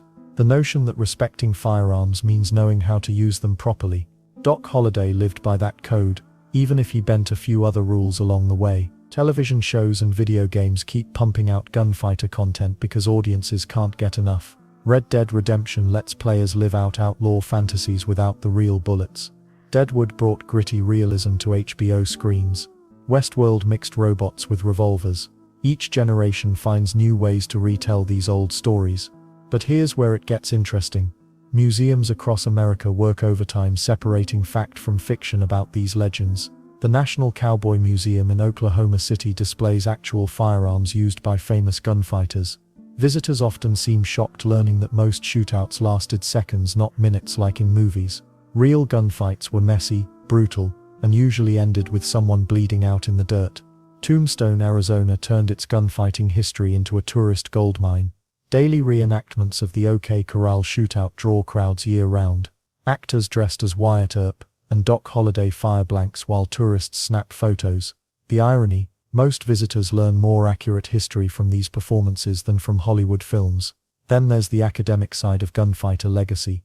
History professors study these figures to understand violence, law enforcement, and social change in 19th century America. Universities offer entire courses on frontier justice and its modern implications. Students analyze how media mythologized killers into heroes. Grave sites of famous gunfighters become pilgrimage destinations for history buffs.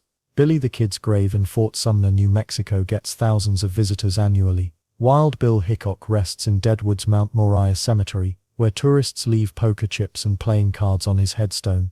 Even in death, these men draw crowds. Law enforcement agencies still study gunfighter tactics. Police academies teach lessons learned from frontier lawmen about quick decision-making under pressure. The concept of drawing first evolved into modern rules of engagement. Sheriff Pat Garrett's patient tracking of Billy the Kid influences manhunt strategies today. Gun manufacturers capitalize on gunfighter nostalgia constantly. Colt still produces replica, 1873, single-action army revolvers, marketing them as the gun that won the West.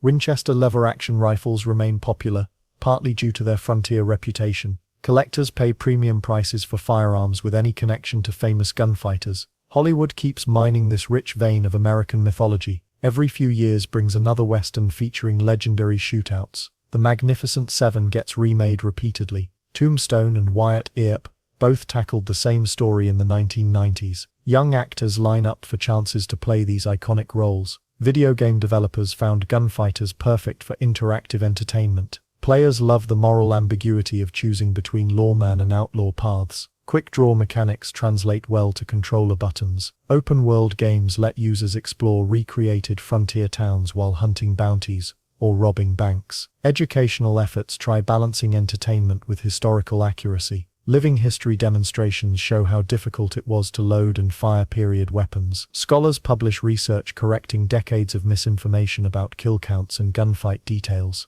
Documentary filmmakers interview historians to present more nuanced portraits of these complex figures. The psychology of gunfighter legends fascinates modern researchers. Why do Americans romanticize killers like Jesse James while condemning similar criminals today? What makes outlaws more appealing than lawmen in popular culture? These questions reveal deeper truths about American attitudes toward authority and individual freedom. Social media spreads gunfighter memes and quotes daily. Instagram accounts post vintage photographs with inspirational captions. Twitter debates rage over historical accuracy in Western films. YouTube channels devoted to firearms history rack up millions of views analyzing gunfighter weapons and techniques. Gun ranges across America offer cowboy action shooting competitions where participants dress in period costumes and use replica firearms. These events blend historical appreciation with marksmanship skills. Competitors adopt personas based on real gunfighters, complete with authentic clothing and authentic trash talk. The fundamental tension between order and chaos that defined the gunfighter era still resonates today. Americans continue debating individual rights versus collective security.